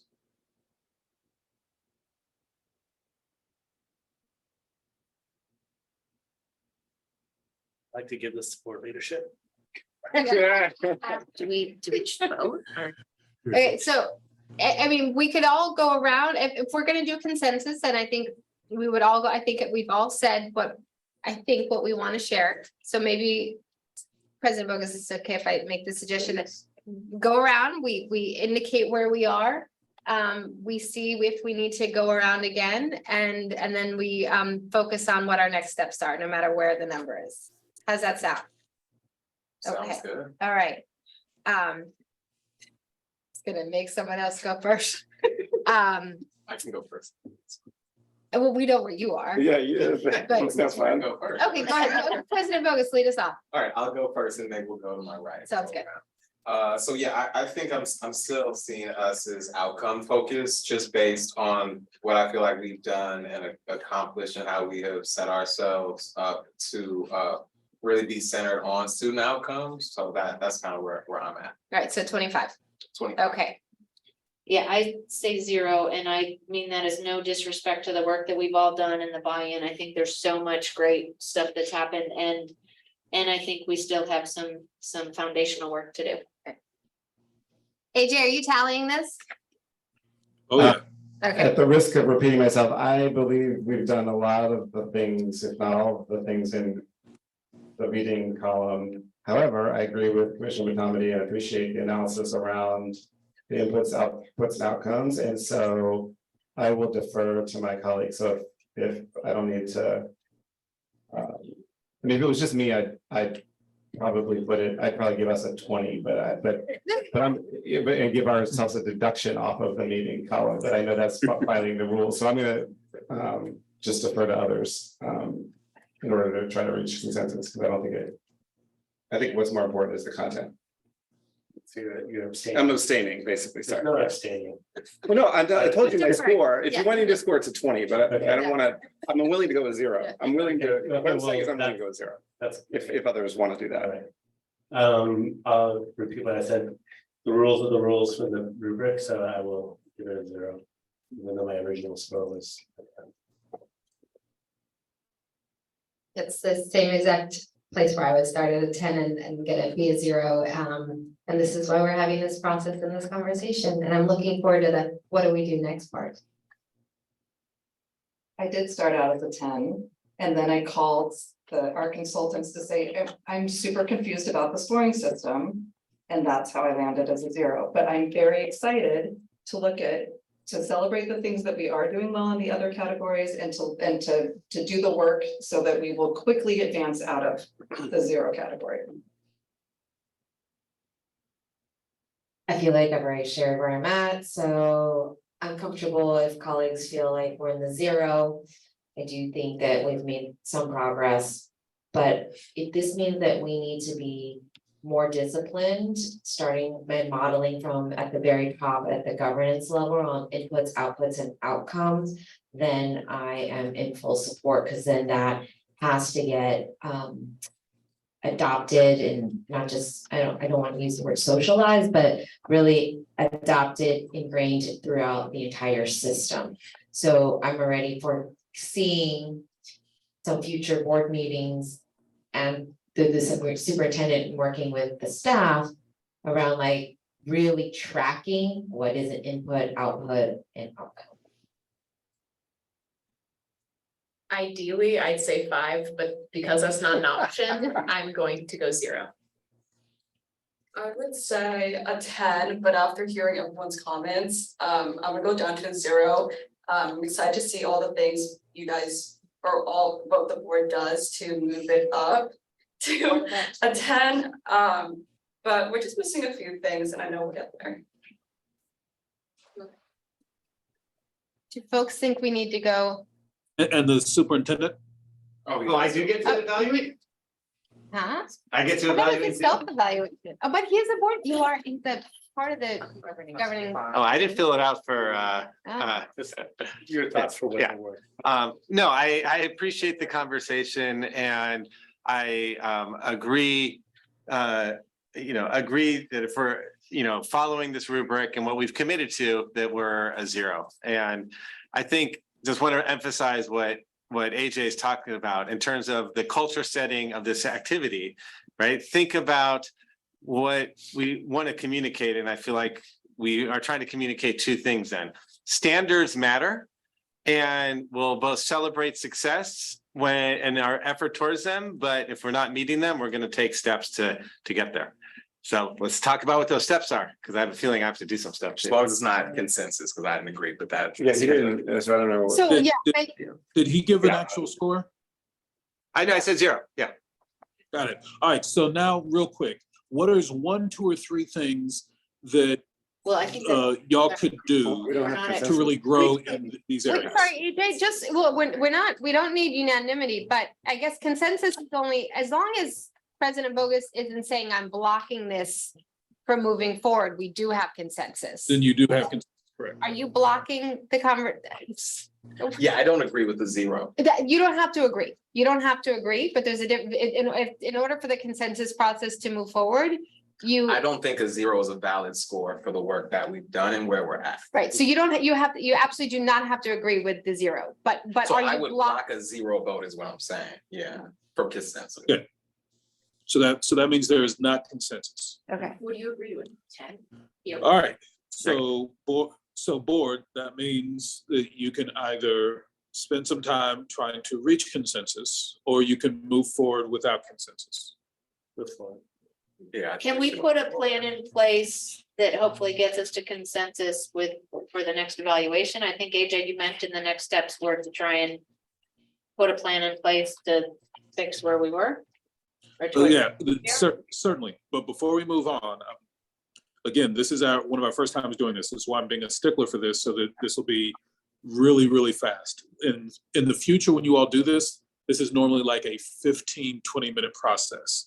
But it's normal for the first time for this to be as challenging as it is, as we're all just kind of norming around it. So I hear that there is not a consensus on the board score. So the question is, does the board want to take some time to try to reach a consensus, or does the board want to move on with the score without a consensus? I just need to understand that for going forward. I think we want to move forward based off kind of where we're at in the conversation we already had. Is there anyone who disagrees and wants to dive deeper? Seeing nobody.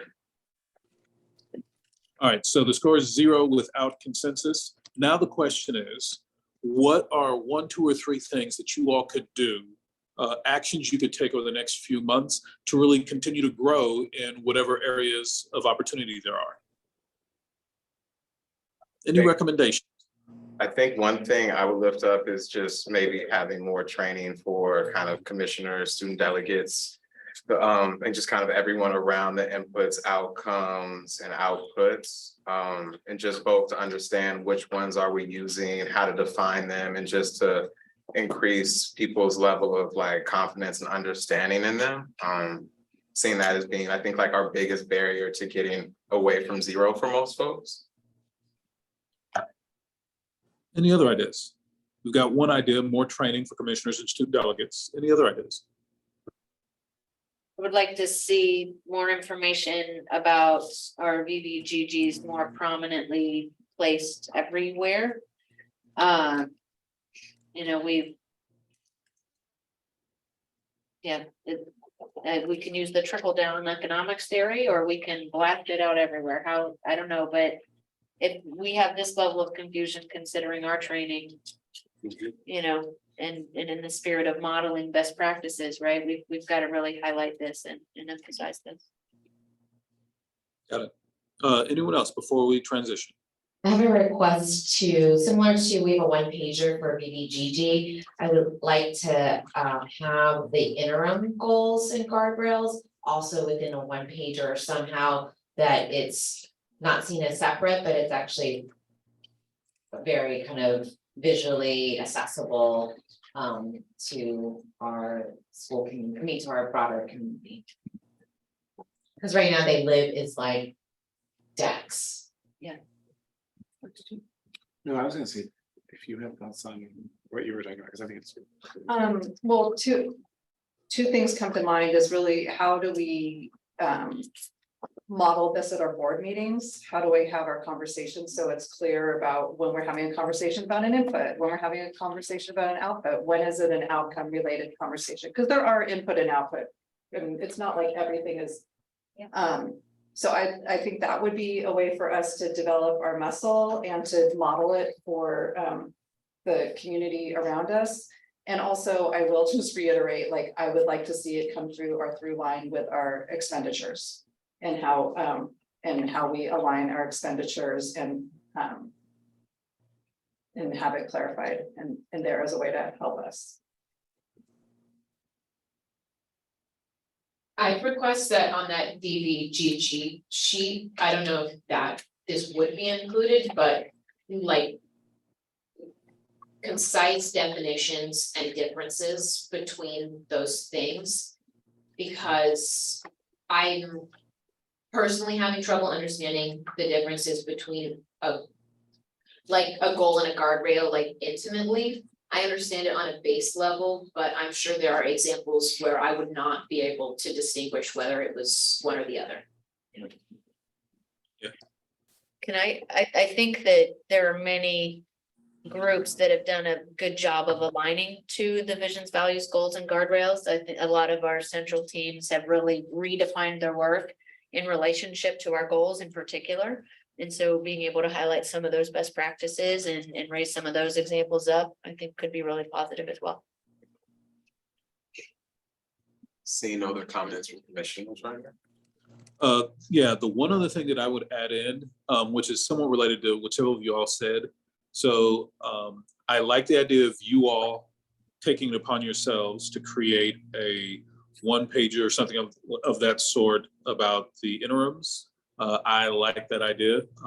You know, that sounds like a great thing for a board member to take on of, you know, what might it look like? Because then that helps you get strengthened in your knowledge of them as well.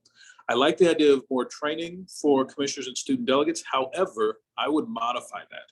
I think you all aren't giving yourself enough credit for all the amazing things that you have done and that you do know. I would recommend modifying that to say commissioners and student delegates will provide training on effective governance practices for students, staff, community members. And I think going through the process of having this conversation with constituencies will actually strengthen you all in these conversations as well. And so we can certainly do training, and obviously I'll make myself available for that. But I think you all are actually stronger than you give yourselves credit for. I think the next step for you all is going out and communicating about these things to others. And so don't worry, I'm typing all this up. I'll send over my notes, and that will include some of those recommendations of what are tangible next steps. So that brings us to the end of vision and goals. And by the way, this is always the roughest one. It's always the roughest one because it needs to be, because we're both learning the instrument and the team dynamics and some of the nomenclature. So with that, let's go to the next page, values and guardrails. The board will, in collaboration with the superintendent, adopt guardrails. And as you heard earlier, the intention of goals is to really capture what's the community's vision for what students should know and be able to do. But that talks about what's happening in the world of students. It doesn't talk about what's happening in the world of adults. The guardrails are really where you capture the values. And generally speaking, it's not perfectly accurate, but generally speaking, guardrails are more likely to describe what is it the adults in the system are doing to try to accomplish, or what are the values that the adults won't violate on the path to accomplishing the goals. So that's what brings us to the second page, values and guardrails. How do you score yourselves? And again, the intention here is to ask whatever technical questions you have. I'm certainly available for that, but to really quickly try to get to a place of consensus and then try to identify what are some next steps on our continuous improvement process. The floor is open. How would you score yourselves? I scored us as a 5. I scored us as a 10. I also scored us as a 5. Me too. So positive. I think you look at these maybe a little bit different, but yeah. Yeah, that's a question.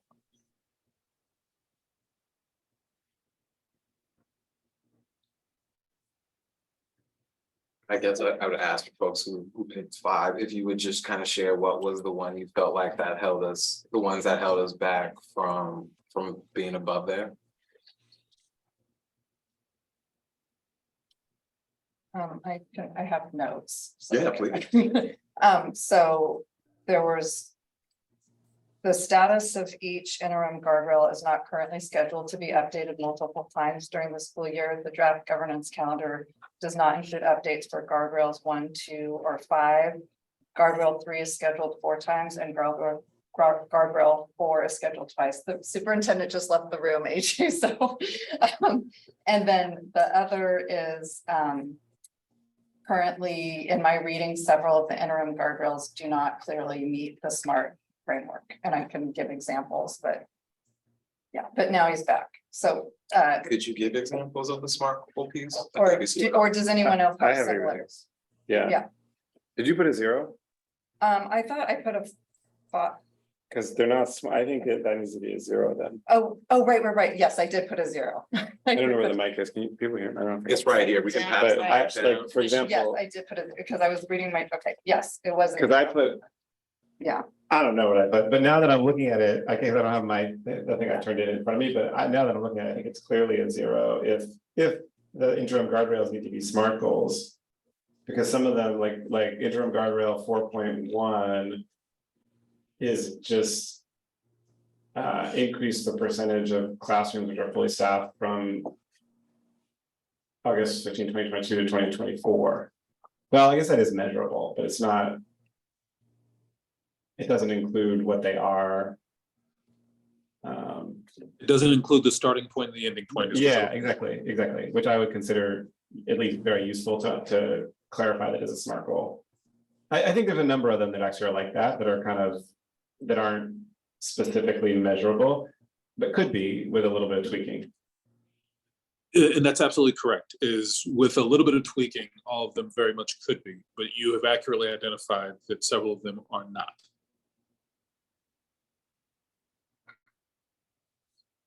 and then. If we meet the criteria in column 1, not student outcomes focused, and we move to column 2, then we're automatically getting 5 points, right? Is that, once you get to column 2, you score yourself as 5 points, is that correct or am I wrong? At the very top, it says Okay. no items from the not student outcomes focus, and you have to have all of these. Yes. below.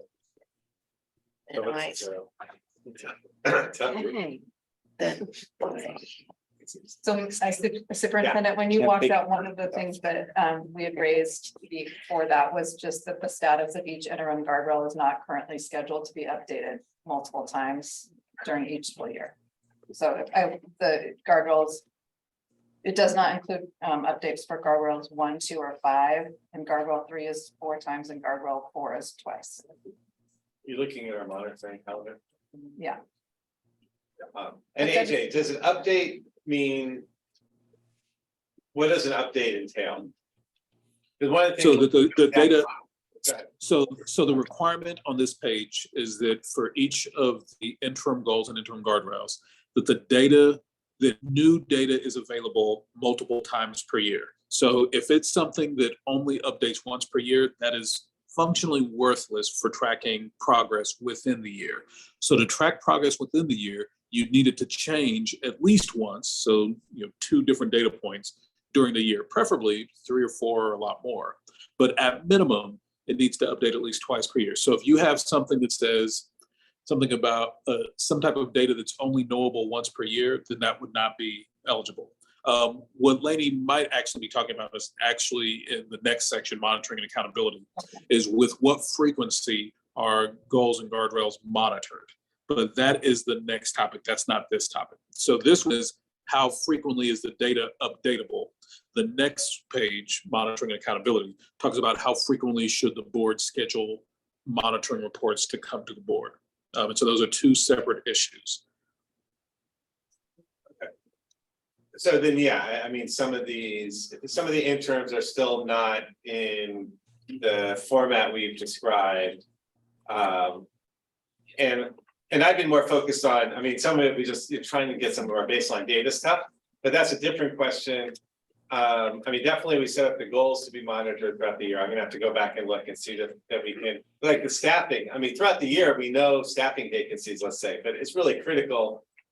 Well, it is critical throughout the year. I mean, we could look mid-year, but we're continually, I mean, particularly right now, we're continuing to try to find staffing. So I'll reflect on that piece. Then I do have a follow-up question, but I'll wait till we get on the frequency of monitoring them, but then I'll wait till we get to that.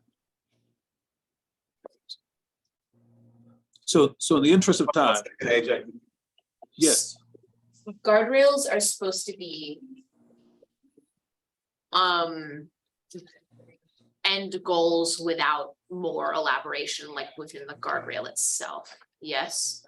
So it's like a guardrail would be something that is like more far out, because I know we want them to be smart, right? But achievable doesn't necessarily mean that it's all laid out within the guardrail, or should it be more laid out within the guardrail? That like how that is to be achieved. The guardrails are more the conditions that what we're telling the superintendent he cannot do when implementing the goals. So for example, he can't make any major decisions surrounding the goals without getting community input. That's one of them, right? They're all, if you look at the way the interim the guardrails are all laid out, they're all, this was the hard part for me, they're all in the negative, right? The superintendent will not, the superintendent shall not, like the whole child. The superintendent will not do anything that doesn't take the whole child into account. So it's like you have to meet these goals, but within these conditions, within this bucket. Does that help? Yeah. So can we reach a consensus on where the board is for values and guardrails? And then once we've done that, let's identify just 1, 2, or 3 things that the board can do to continue its improvement. Yeah, I guess I would recommend that we find consensus around 0 as it being that we don't have our SMART goals for the interim goals in the place that they're supposed to be. And so that would indicate that we are not at a 5 yet. I can get behind that. Is there any, no, we don't have all commissioners here, but is there any disagreements among present folks? So it seems like we do have generally consensus. I think we'll check and to make sure everybody's back, but I don't know if we want to transition to the next step part or how you want to handle AJ, but I'll pass it to you. Before we do that, can I just recognize the amount of work that staff put into these and getting us to this point? I think that's really important to recognize. Yeah, I want to recognize, but I also, and Can we pass the mic, please? yes, I want to recognize all the work that's gone in this past year. But I think it really demonstrates just the type of work that this board is leading with, just how instrumental, essential, and how far we were where we want to go in service and servicing with our students and their outcomes. So I just wanted to state that because it is so clear to me just now doing the self-evaluation that even though we have done a tremendous amount of work over this past year, that trying to move a system of this size, and when we talked about level setting on what inputs, outputs, and outcomes are, we have a lot of work ahead. And how we spend our time monitoring that progress. Is there a consensus around a score? Yeah. Okay. Yes, there is. All right, what is that consensus? 0. Not. All right, what are specific steps that the board could take next on your continuous improvement journey?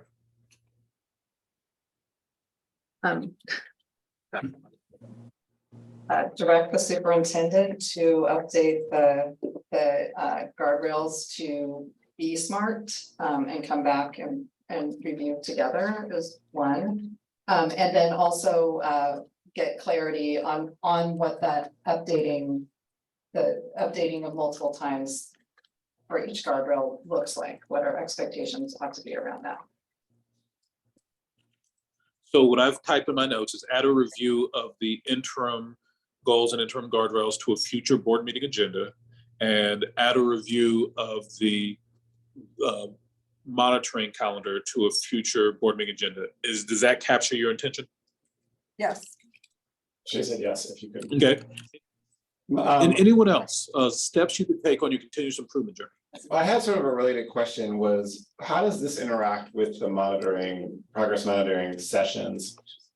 I guess I'm assuming we should do that step ideally before the progress monitoring sessions, correct? Or it would be really helpful for you all to review the interims as quickly as is reasonably possible. So that's really a question for staff, how quickly could they make some adjustments and bring those back? But yes, because that does have a direct impact on your ability to effectively monitor. Because I guess partly to say, I think that the strongest part of this whole process, to my understanding, and the thing I'm really looking forward to is those progress monitoring conversations this year. I feel like the ones we had last spring, even as sort of practice, were really helpful. And so I just want to make sure that we're prepared for those. So I think that's going to be the place where we can really dig in on in terms of thinking about accountability and pushing forward. So I just want to, I don't know, make sure that we're ready. Yeah. And we could definitely provide some more preparation for board members individually or in small groups in advance of your next progress monitoring session. So I'll add that in my notes as well. Anyone else? Next steps on this one before we transition Can to I the. ask a clarification question that I was struggling with when I was going through each of the interim guardrails? Because some of them don't have baselines because they haven't been measured before, so they just have increased by a certain percent. And I wasn't sure how that would work. And then I did have one particular, the guardrail 4.33, which is improve heating systems to reduce work orders submitted by heat by 20%. Like that is a smart goal, like it's measurable. But it raised the question for me is how do we want them to be related to students? I mean, I wasn't clear on how it just, yeah, and I didn't remember that one coming forward to the board for discussion. It's a lot of the other ones are more around like, how are we monitoring, how is the baseline set, like that kind of stuff. But that one in particular popped out to me is like, does this even count? Oh, which one were you referring to? Interim guardrail 4.33, which is improve heating systems to reduce work orders submitted about heat by 20%. I mean, I am not pushing back on improving the heating systems. That is not what I'm trying to say here, but as a guardrail for resource allocation, especially as it relates to student outcomes, I got stuck there. Got you. And so I definitely don't want to discuss deep dive into individual interims today, but when we add the review of the interims to a future board meeting agenda, I think that's absolutely going to be fair game. And the question that the board is trying to answer in those moments isn't do we like or dislike the interims? That is not for your discussion. That's not the intention. The question is there agreement by the board that the interims are a reasonable interpretation of the guardrail itself? So when you read guardrail 4, would a reasonable person read that and look at that and say, yes, I could see why heating systems would be a part of that. I may agree or disagree, but I could see that. Or would a reasonable person look at that and say, this has absolutely nothing to do with heating systems. I don't see I could get there.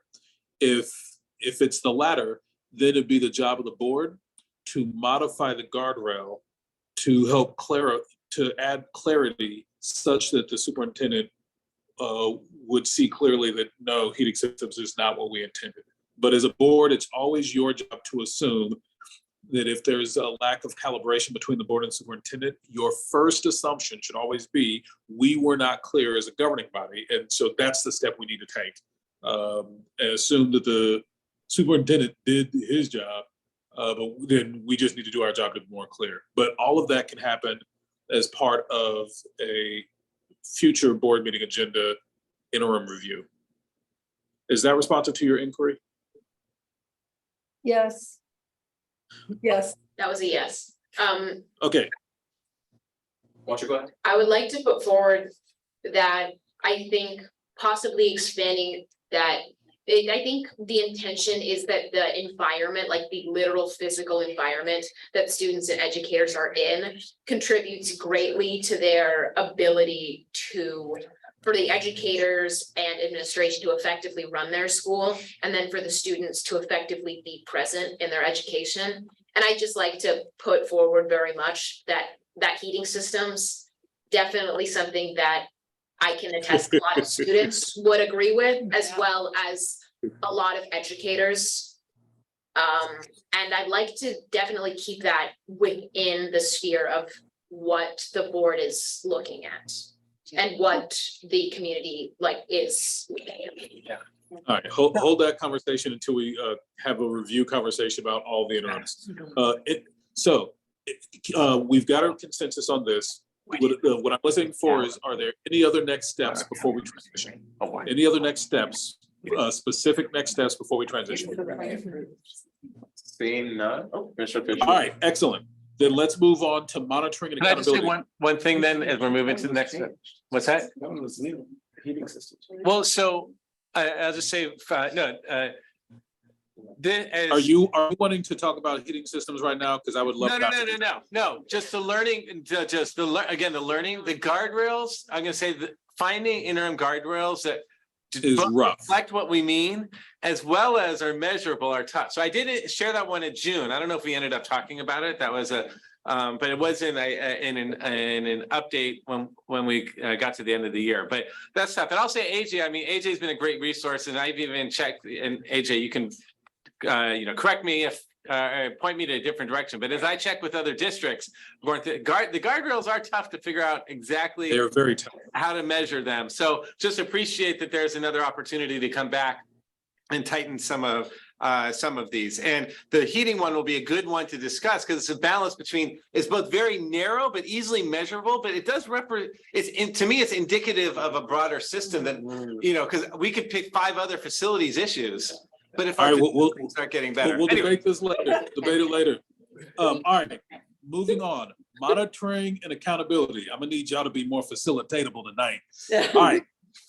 Here we go. Monitoring and accountability. So what questions do you have? Or can we merge toward a consensus on your score for monitoring and accountability? And I'd like to just honor, as I promised, we got to that last one very quickly compared to the first one. I guarantee you're going to keep gaining speed as we go here, folks. All right, so monitoring and accountability, what emerging consensus is there around a score? Zero, just because we haven't done enough of it. Can I just, I don't know if other people did, but we do have a draft governing calendar that's been shared internally, and I did count out each one. Currently, goal 1 is monitored twice, goal 2 is monitored 3 times, and goal 3 is monitored twice. And the board has not scheduled each guardrail to be monitored at least once per year. We have not adopted a monitoring calendar. We do not track it, et cetera. So, yeah. Is there a consensus?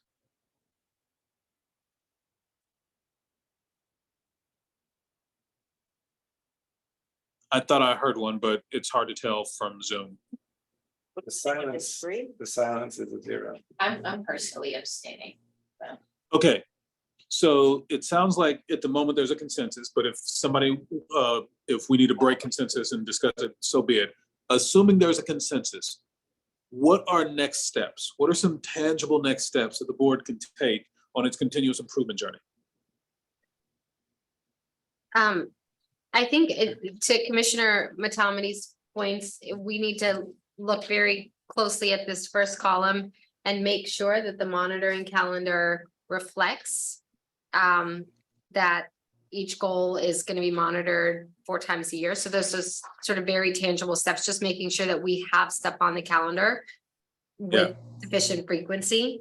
I know that we are now tracking time, and maybe it came up in, I think I had some comments in a different part, but making sure that the tracking of time is something that is publicly available on a regular frequency. So whether it's quarterly or monthly, I'm not sure why. I want to be mindful of staff time as well, but just making sure that we are tracking and then making it available at regular intervals.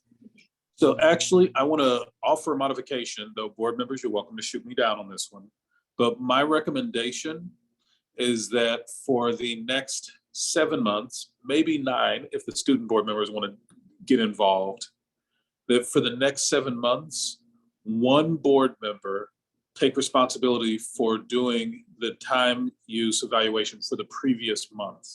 And so over the course of the next 7 months, then, or 9 months, then all of you will have done it once, which I think will give you deeper insights into it and a greater sensitivity to how you all spend your time, as opposed to having staff do it for you. If you choose to take that recommendation, then I'll gladly commit to working with whoever's month it is to help you through that process. So that is a recommendation that I would have, but I'm not going to write it in my notes unless one of you takes it up and says, this is something we recommend for our next step. Well, I want to clarify that that was part of why I was asking, you know, what we meant by our time tracking pie sheet earlier. You know, that's why I was asking what particular activities that we were doing at what meetings fell into the other category. Like this pie chart was created from some Google sheet or Excel sheet or something, right? So what led into these calculations? So that's, is this you volunteering? let me finish, AJ, please. So if we're gonna take on, we have to be really clear. I think defining, you know, what qualifies as a student outcomes conversation versus what qualifies as a budget conversation, because I feel like so many of the conversations we have, you know, any one of us could subjectively qualify or could do it in different ways. So I think before we take this on, we have to better understand what we're talking about. I'm not saying no, I just think it should be a conversation in greater detail and in greater form.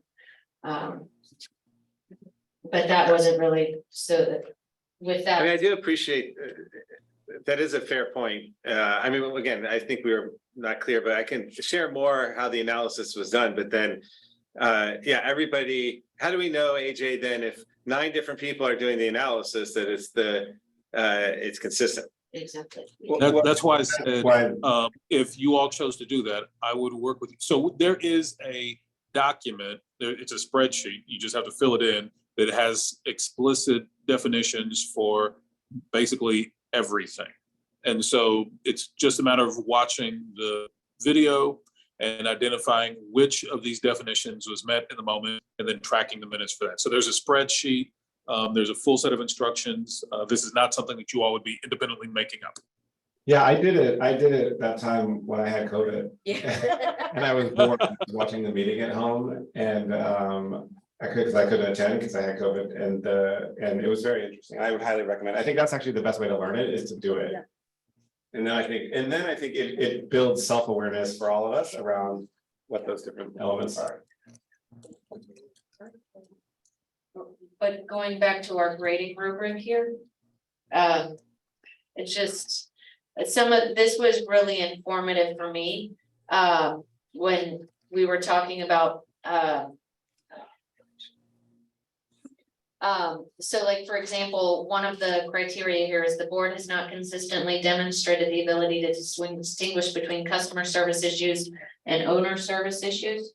I think that's to me, yes, I see that as, you know, a big part of our understanding in the same way, just understanding the process and some additional information for us as commissioners, for the public who attends the meetings, and the district as a whole. Building upon that, actually, I personally would benefit from more training around this. I get tripped up on that, and I also see stop sign behavior, like, you know, the example that you gave us in training, AJ. And I think, I don't know if there's training or coaching that you could provide to help us step back and look at more root cause analysis, as opposed to getting drawn into like a particular solution or recommendation to a specific situation, looking more at the root cause and what are the underlying concerns of the community that we're trying to address. So going back to what would you suggest as far as training to get us to really understand customer and owner stuff, and then also getting out of the you know, delivering the stop sign mentality? Yeah, and I could definitely put this down as a training opportunity. I would recommend 2 things. One, I find it's helpful to work through some scenarios, and so that's something I could do with you all, again, either individually or collectively.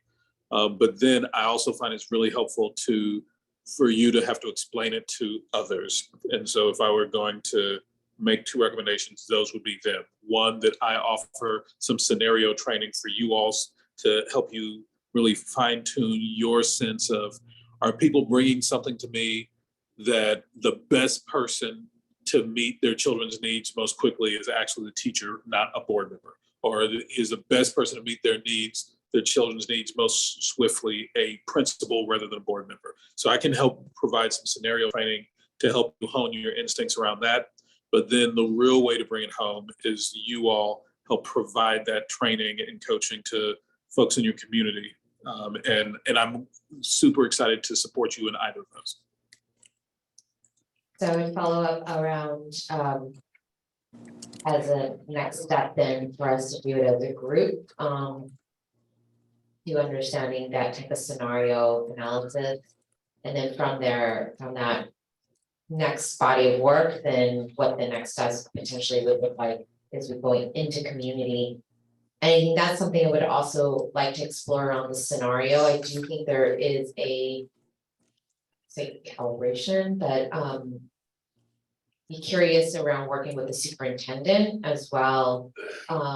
Once we go through this initial scenario training with the board around the governing team, because I think there's still some pieces around the customers and owning, that ownership at staff level, and then as owners and us as board members reflecting the values of the community.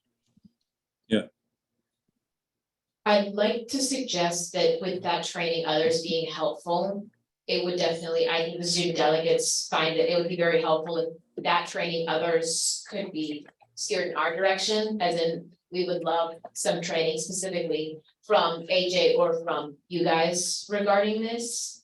And then separately, the student delegates do have to leave at 9, so anything, we have something to say about communication and collaboration, and if there's anything specifically you would want our opinion on or want us to hear, then that should probably be brought forward.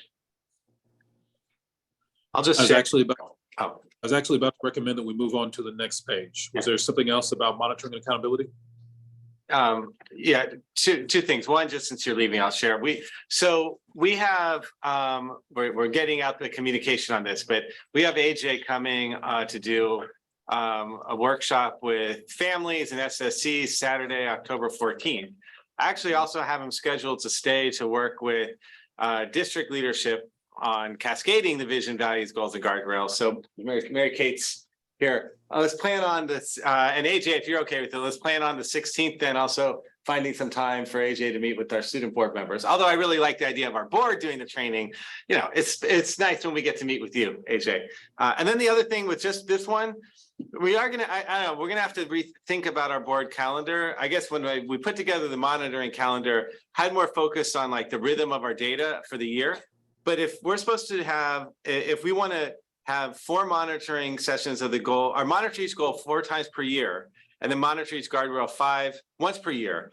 That's 17 monitoring sessions. That's in every monitoring session. Are you saying, AJ, for it to count, it needs to be a board discussion item?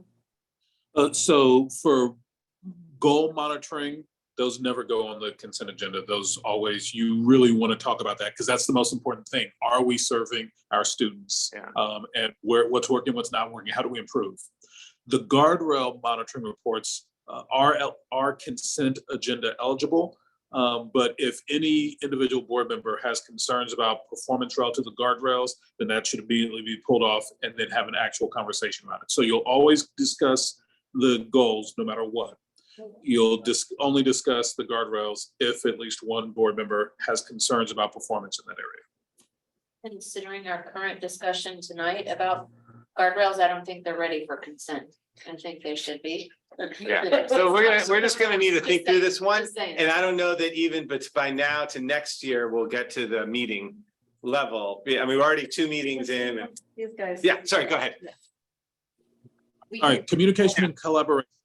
What say you? There's first kind of how do we perform, and then what are some next steps that the board can take on?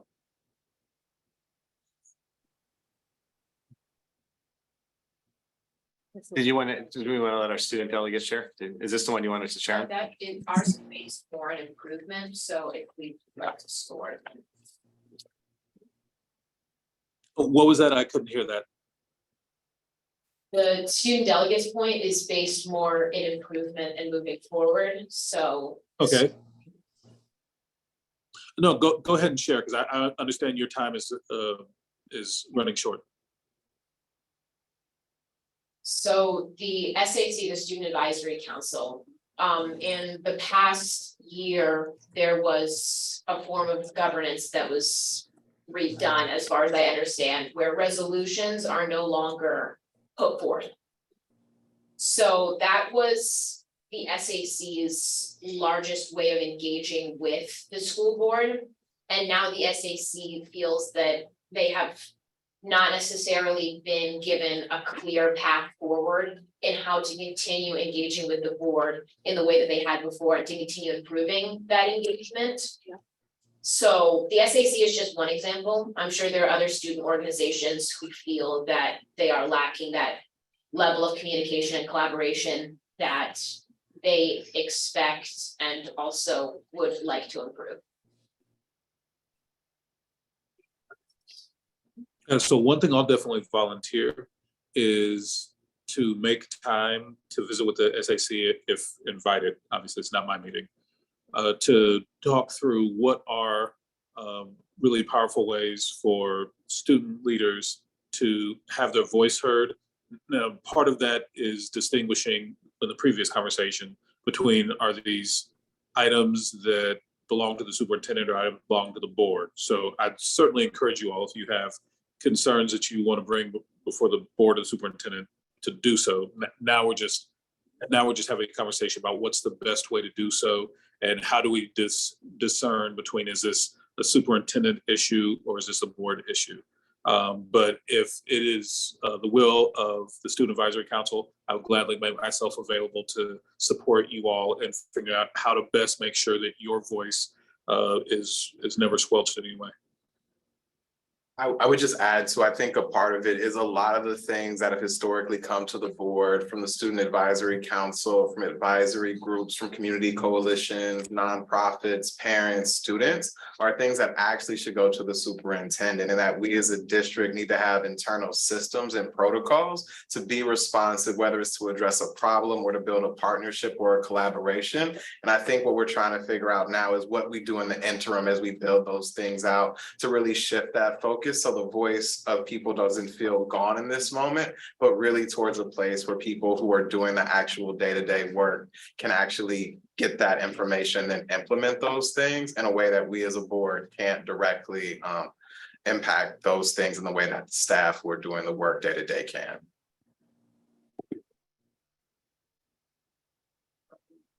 Do folks want to say numbers? Is that where we're at? Is there other conversation maybe before that that helps to have?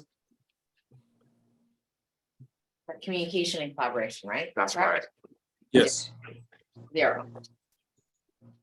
I was also at 0, but I'll just say, I thought we checked everything in 0, unlike the other stuff. We just hadn't checked everything in the sorry, I didn't print out in color. What it was, yellow, orange. Yeah.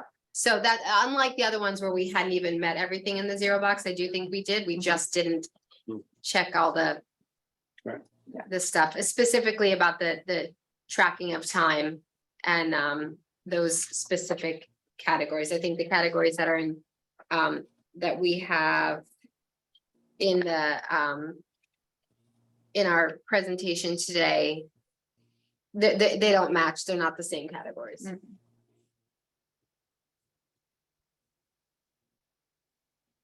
We just missed out on 1 point. Hey, I thought we were going from 0 to something. So I think anyone else, is there a consensus or recommended next steps?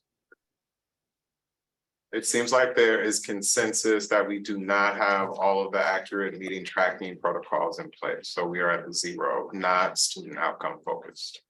What are some next steps that the board or board members can be taking? Board tracking. Yeah, AJ, would this be, I guess I don't know, is this? Don't really understand the difference between the tracking stuff here and the tracking stuff that we just spoke about, where you made the recommendation that we as board members and student delegates take that tracking on ourselves. But whatever that recommendation is, I think that seems applicable to this as well.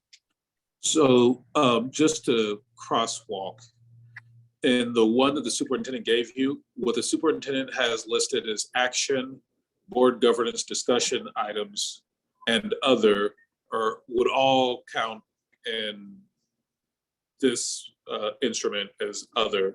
The section about public comment might fit with community engagement depending on how that's structured. If it's not structured as two-way interaction with folks, then it would also fall as other. And so essentially what your administration has done is taking what we describe as other stuff that doesn't seem to have a strong connection right back to your goals and guardrails, and broken it out into subcategories. But the instrument that we recommend does not indulge in the generosity with which your superintendent does.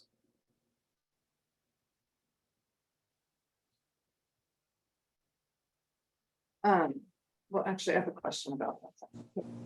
We passed the mic. I would say it was more precision than generosity. Well, I like that. I like that. well, okay, can I just ask a clarifying question about that? Because one of the things that in the training we've talked about, there is, we should be primarily focused on student outcomes, but there is like obligatory compliance That's work that correct. we have to do. And so would that be in other, except for the voting part of that? That's correct. So essentially, the work that's recommended here is that if you say that your students learning and growing is the most important thing, then the coaching is, don't tell us that that's what you believe. Show the people that that's what you believe by making that what you spend the majority of your time on. But when we say majority, we mean that somewhat literally, like 50, 51%, recognizing that the rest of your time, there are legitimate operational issues that you need to attend to and legal matters that you have to attend to. And so that's why the recommendation isn't 100% of your time on student outcomes, though I would love in my heart for that to be the case. I just recognize that that's not a reality. I have a follow-up question. Where does public comment fall in that? Because I remember, AJ, you remarking at one point that you did not recommend necessarily limiting public comment. Is that included in the 100%? Because so it depends. This varies by state. If this is something that is required by state statute, then we don't track it in that at all, and just simply say that is a reflection of the legislature's decision making, not the board's. Those elements that are not required by state statute, then it is tracked as part of the board demonstrating its discretion on how its time is used. And we do differentiate between public comment that is not an authentic two-way interaction with the community, which is what we strongly recommend, and community engagement, which is what we describe as that intentional two-way interaction. And so if it's the intentional two-way interaction where you're really talking about the vision and values of the community, then that we recommend the board does a lot more of that than you are currently doing by a long shot. That there's nothing wrong with public comment, but public comment isn't two-way. So if to really understand what's in somebody's heart, you need to be able to have a conversation back and forth. Public comment doesn't afford that. That's why we do not consider public comment an authentic form of community engagement. We think it's necessary, and in your case, it's actually a certain amount of it is definitely legally required. But it doesn't rise to the level of a two-way conversation with your constituents, which is what we recommend that you build more time into your calendar to do. yeah, no, I agree. I think that makes a lot of sense. I guess I was just asking, I didn't want there to be an incentive necessarily to reduce public comment in order to increase our percentage on outcomes. I want to spend more time talking about outcomes, not restrict the voice of the public. So that was all. Thank you. Yeah, and what I would recommend is spend more time on community engagement. That is. Yeah, that is correct. the- Yeah, yes, absolutely. Yeah. Without breaking it. Yeah. Any other recommended next steps on communication and collaboration? Seeing none. All right, unity and trust. Parent advisory councils. We want to dismiss our student delegates and thank them for their excellence and intelligence and Thank you. participation. Your comments were so helpful. Thank you. Thank you too so much. And I look forward to connecting with you too, whatever ways I can be supportive. I was eager to serve your predecessors and certainly eager to serve you in whatever ways you all deem that you need. The SAC would definitely like to have you as soon as possible. We very much open up our meeting time to you. Thank you. All right, Judson, if you Book an could. early, book a late flight on October 16th, please. Thank you. Consider it done. Thank you. Thanks, Laura.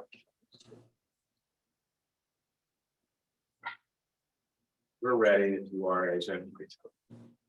Unity and trust. We got two left, unity and trust and continuous improvement. We can knock both of these out in just a couple minutes each. Unity and trust. What's the score and what are next steps? I think we're at 0. Yeah, What I have. we're almost got 1 point.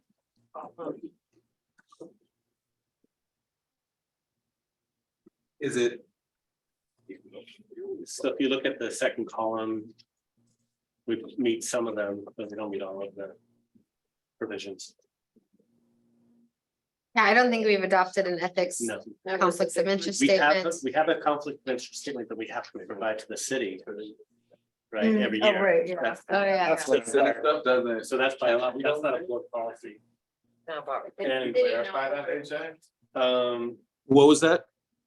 Just, it like, there's some city stuff that governs us, but this is actually more in reference to us having individual policies, right?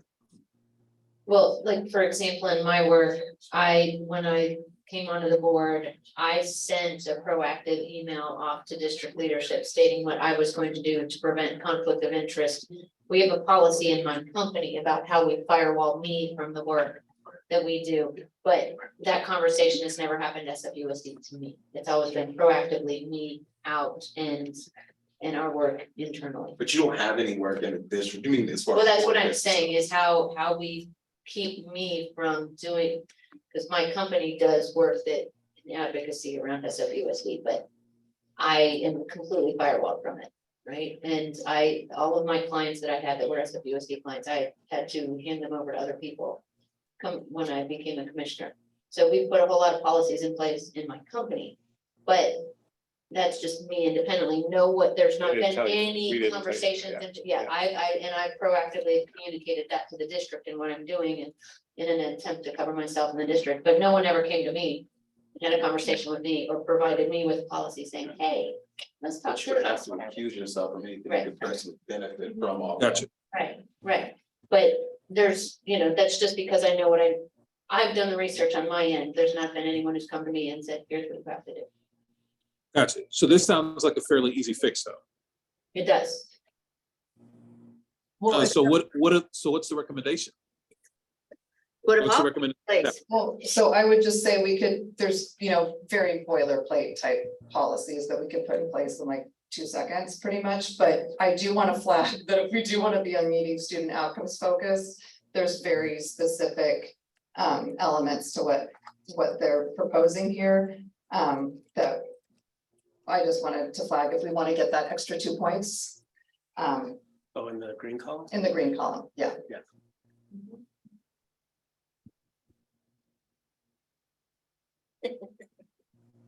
I might have a problem with us getting to the green column.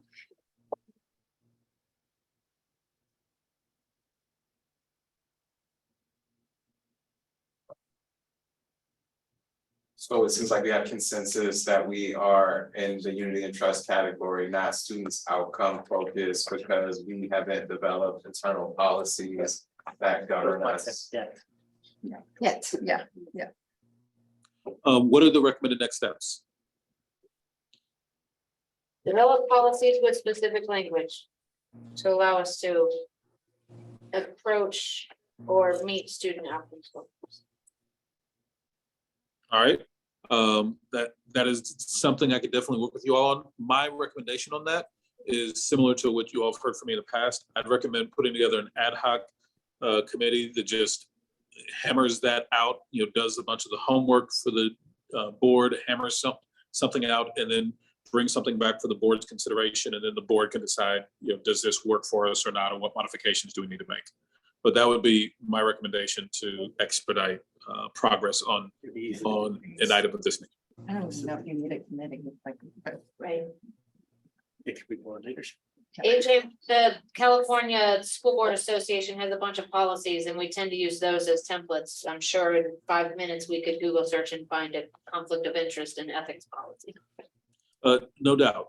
I'm not suggesting that it would take the ad hoc committee long to do its job. Any other recommended next steps for unity and trust before we move on?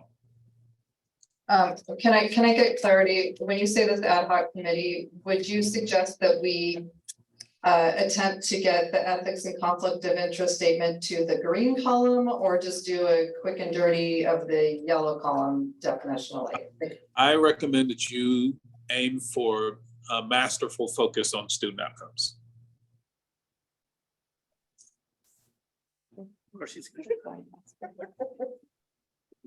we don't want to get that feedback. You don't want to kill it too. What? We don't wanna get that feedback. The wind in our hair. Hello. I just want to kind of chime in on the conversation regarding conflicts of interest. So in a nutshell, there is a lot of information about conflicts of interest. And with all due respect, you don't have a lot of wiggle room to negotiate the meaning of any of that. Also, in a nutshell, is that the district is precluded by law from advising individual board members as to their own conflicts of interest. That is particular to you as individuals with whatever's going on with your finances, your spouses, community property, business interests, so on and so forth.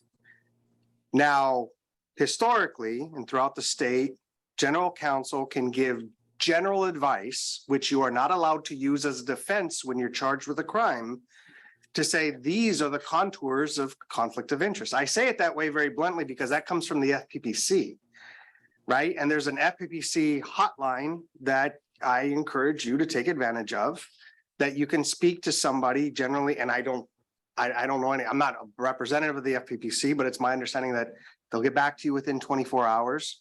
And, if you are lucky enough to get a written opinion from them, that might be something you can rely on.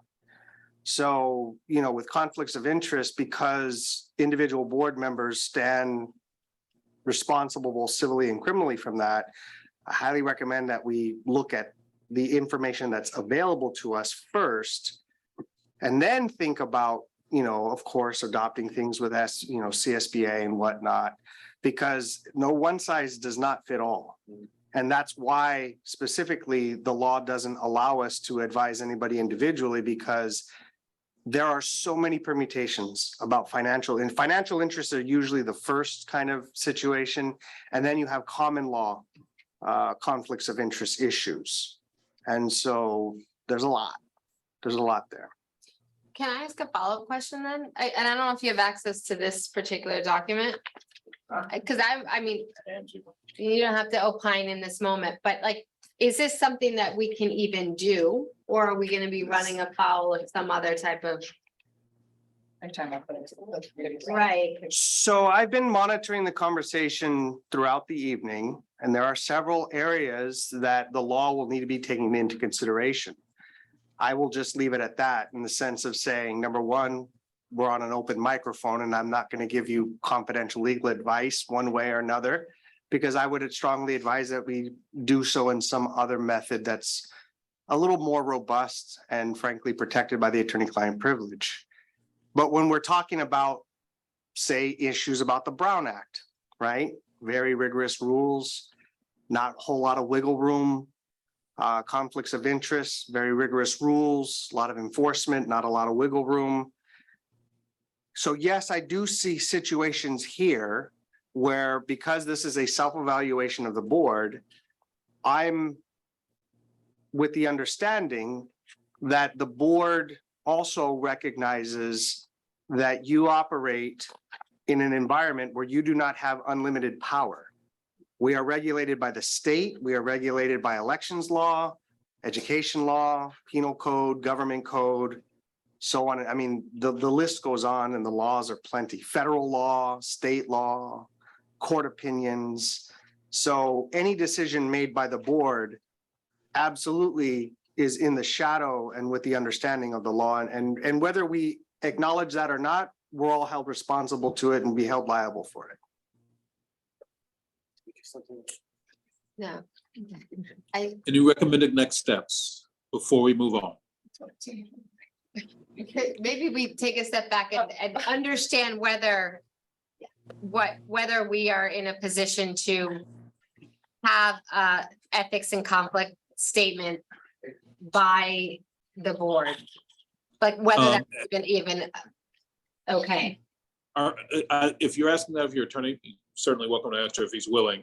All that, I would still recommend, I stand by my previous recommendation, that this should really is better done by a committee that could sit down with your attorney and hammer this type of stuff out. Yeah. Let's do that. Okay. Any other recommendations in unity and trust before we move on to the last page? All right, then let's go to continuous improvement. Can we reach a consensus around the score, and what are next steps? Continuous improvement, last page. Well, considering this is our first self-evaluation, I think that puts us at 0. Yep, Just 'cause right we need in to there, vote on right? it. And this is not an action item. Didn't we do an evaluation together at the previous retreat? I feel like we. We did. No, but we didn't vote. No. In this first column. Yeah, you have that's to vote. also over. A vote on it. This is actually your second evaluation. If I First for me. Yeah, it was. It's like in May. Yeah. I mean, I Oh, think yeah, because not having even started. the 12 months, I think it came a little bit off because of our schedule of like, we couldn't do an evaluation before we finished Yeah. the school year, but I definitely think it's a compliment. And not opposed to being a hard grader. It's. Yeah. And, yeah. Get a perfect Commissioner score. Fisher, like, yeah. You're the current body. And the 0 doesn't reflect the work that we've done You're so close to 1. and the commitment of continued work. So And is it because the 12-year period piece is what folks think, or just that we didn't vote on the monitoring piece? We Or haven't voted. I voted it at 0 because I didn't know y'all did a self-evaluation at the seminar, so I thought It this was was our pretty light. first. Yeah. It was not a, It was just circling a bunch of zeros. But I mean, that's But all I it think, could be, no, because but I we think, didn't have those well, and that's where, and that's But why I I mean, think. when you look at our 0 today. Well, that's what I'm saying. That was why I was arguing, that was why I was arguing for 0.70, even though I'm supportive, but that's because I do think we've made a lot of progress. Yeah.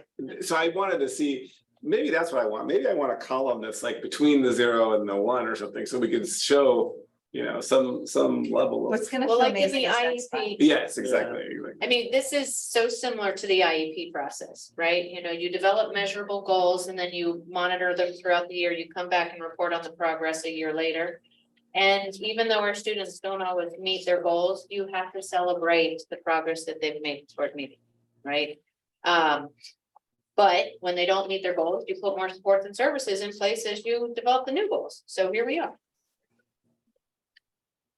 one thing I wanted to note, is with the time tracking, we put under other around rate rewards. I think with some minor adjustments around, how do we recognize the accomplishments of its students and staff towards progress of goals and interim goals. I think that would be a great kind of opportunity to really then also make that connection from our school sites, school communities in the field, to the work more broadly of the student outcomes goals that have been set by the board. Oh, I like that. A raised goal for math, a raised goal for reading, a raised goal for college and career readiness. Or guardrails as well. Yeah. And remind us, what is the recommended cadence that we do? Is this an annual thing or is there like a? I mean, if as far as like our own monitoring, right, we're asking the superintendent and staff to do regular monitoring. Like, is there a version of this where it's not so intensive, but we're at least assessing progress? You talk about with the board self-evaluation? Yes. Check the last descriptor under mastering. Oh, okay. Okay. Okay, I didn't even bother to look. Score was above 80. Then you can only have one thing.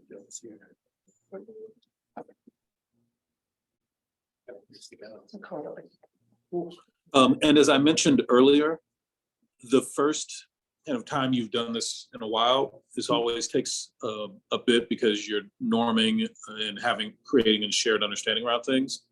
So example, my board last night did our quarterly self-evaluation. I think it may have taken 10 minutes, maybe. But that's only because we do it every quarter. And so people know exactly what it is, like, oh, we missed this, where are we at? Okay, this is what we're gonna take on. And then bam, bam, bam, and then you move on.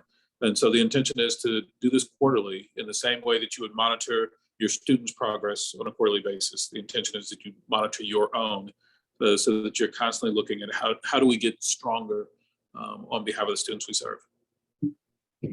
Okay, so give us a little pep rally, AJ. What did you score? How long have you been doing it? What did you start with? So my district, we started this process in, I want to say September of 2020. And our the first score was taken in October of 2020, and it was at 12 points. The score, honestly, I can't remember the score from last night. I have it written down somewhere. I don't remember it. But I do remember last quarter, and I think it was 82, maybe. So essentially, I remember the first time we passed 80 points was, I want to say 26 months after we got started. And that's about right. It normally takes about 2 years to go from 0 to 80 or above.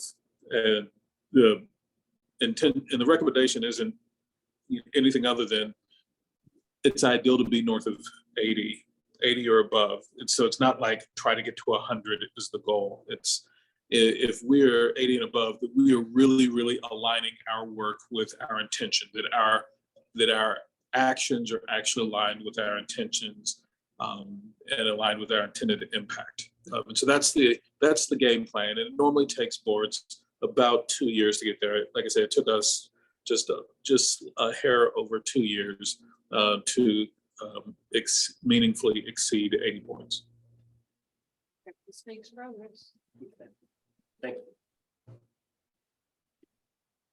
you. To put it in perspective, you all are currently, 15 months into this process?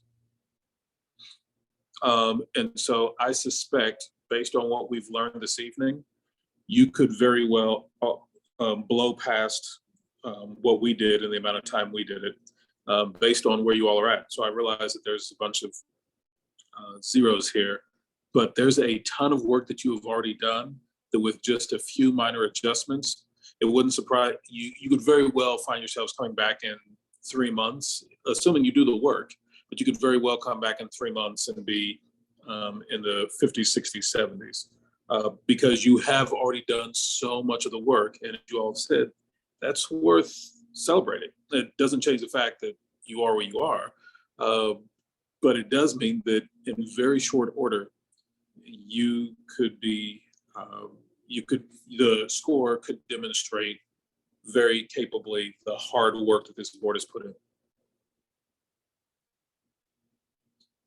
Any other recommended next steps before we close this thing out? Then I would just ask in closing, what's one thing you'll take away from the self-evaluation process? And I will email you, I'll probably email them to Judson, my notes if you don't mind, and then you can share them out with everybody. What's one thing that you'll take away from taking a moment to self-evaluate? If I can go floor- forward. Oh, I'm sorry, go ahead, AJ. I said, the floor is open. Take it away. Yeah, no, I just think just the fact that we need to be significantly more diligent in ensuring that we're doing all the key things and that we're really living up to our expectation of making sure the superintendent and district staff are getting us the things that we need to really do our jobs. And so I think really just making a bigger emphasis that we have to do a much stronger job of ensuring that all these kind of little things are happening. And definitely just as board president wanting to be, I think, just more actively engaged in ensuring that as we, hit the end of this semester, that we have a lot more points and progress made. And that we're just a lot more accountable to the things that we've committed to do in ways that this process has showed that maybe we haven't, and that, we all collectively have, but maybe another level of like study to take as far as mastering the concepts and things in here as well. So I guess those are things that I would add as reflection. I'll just go around, I guess. Well, this parallels the work that so many of our educators are doing right now. We just adopted a new reading curriculum, right? And it's not like you go to one weekend of PD and then you've mastered the curriculum. It takes ongoing training and coaching and everything, right? Right. So this is us modeling that in the same way. Practice makes progress. Practice doesn't make perfect.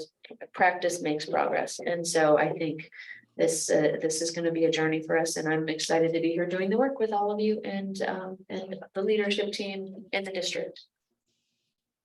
Yeah, echoing Commissioner Fisher, I think, and kind of as I said earlier, I think the important part is the process, not the score. And I think we've come to a much deeper understanding of where we're at and what we need to do, and a more collective understanding of that. And so I've really appreciated this process and look forward to continuing the conversations.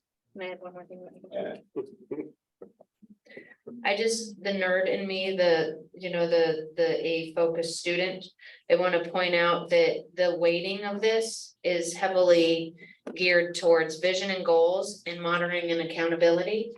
And so I think we are so close. And honestly, I think that's where it should be. That's where the bulk of our work needs to be, right? So a little bit more effort in a short amount of time. And like AJ said, we can really increase our score. Sorry to interrupt. No worries. Would you say, practice makes progress? Exactly. As I welcome my fourth graders tomorrow, my new class, we emphasize always social emotional learning and growth and the growth mindset.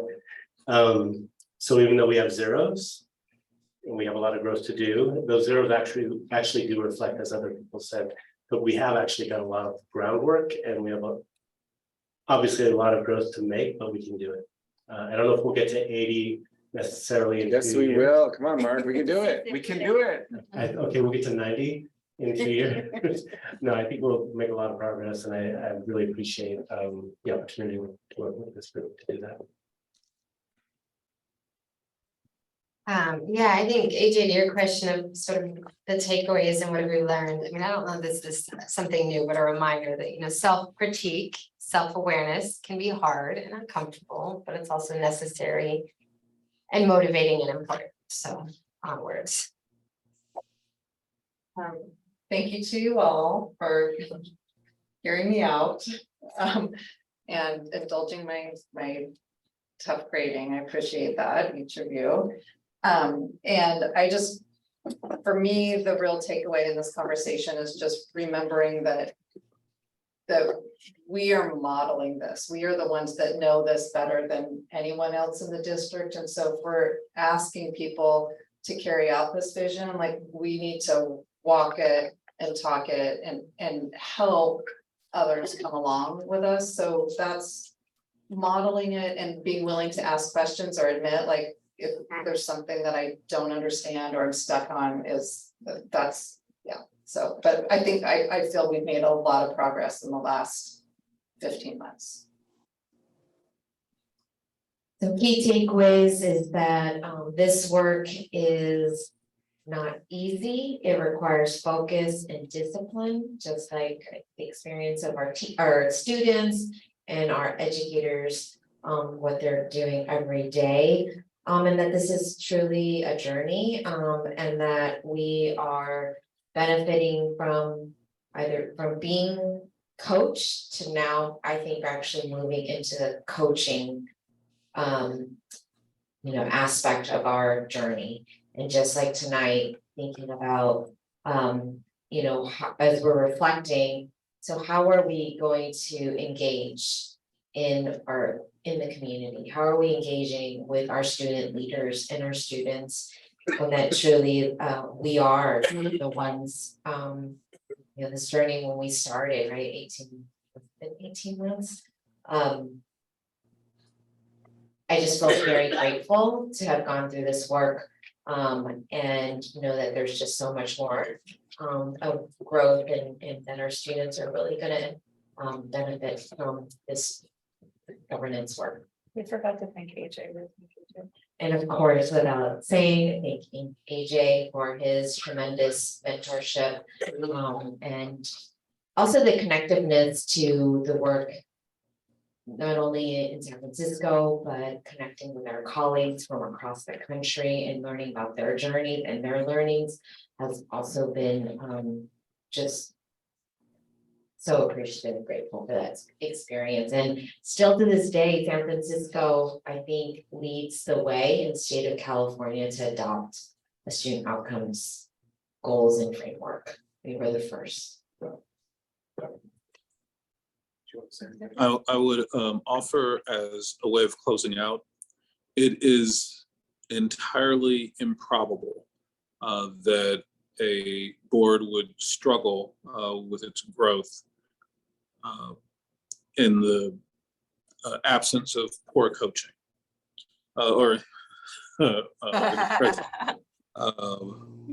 and so the challenge that I take on this evening is certainly to try to match the hard work that you all have already put in and the enthusiasm that you demonstrated for the work with a willingness to rededicate myself and the work of my team to being more attentive and to be doing a better job of supporting you all and being available to you all as you need. And so I want to match your commitment to what's possible for your students with my own commitment to supporting you in pursuit of that possibility.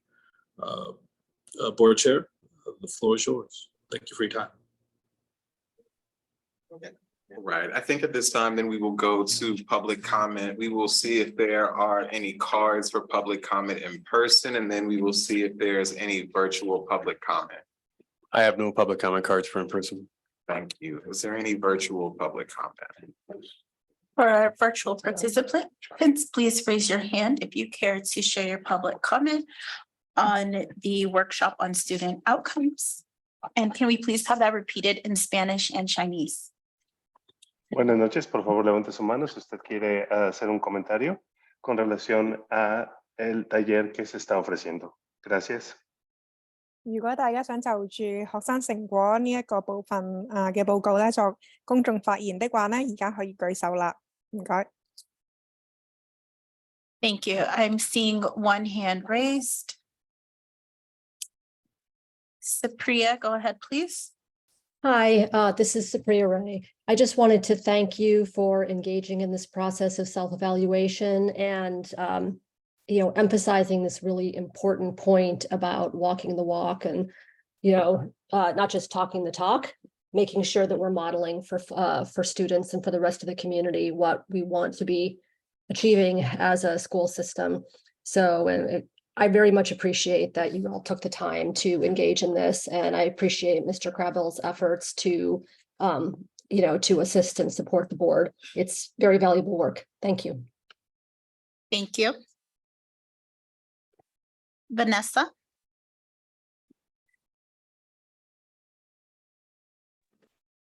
Hi, good evening. Happy new school year, everybody.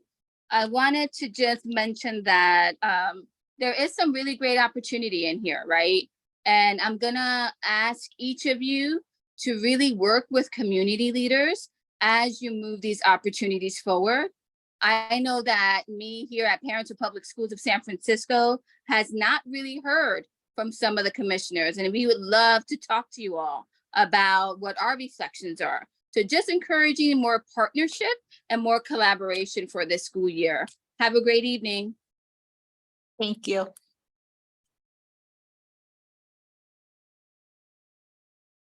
Hava? Hi, I just first off, welcome back and thank you for all your work. The first thing is I just wanted to highlight 3 things that I heard.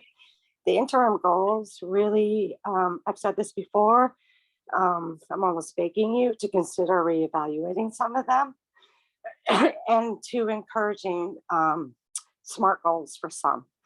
The second is I do hope that you will have more data and monitoring in board meetings as you've named. And when you do it, I am begging you to not only do data for all students, but to cross-reference the intersectionality and break it down. And the third thing is, yes, community engagement is still a need. And the fourth thing is, I just appreciate all your hard work. 100%. Thank you so much. That's it. Thank you. That concludes our public comment for our virtual participants. Okay, thank you for everyone providing public comment. And with that, we will adjourn this meeting at 9:31 p.m.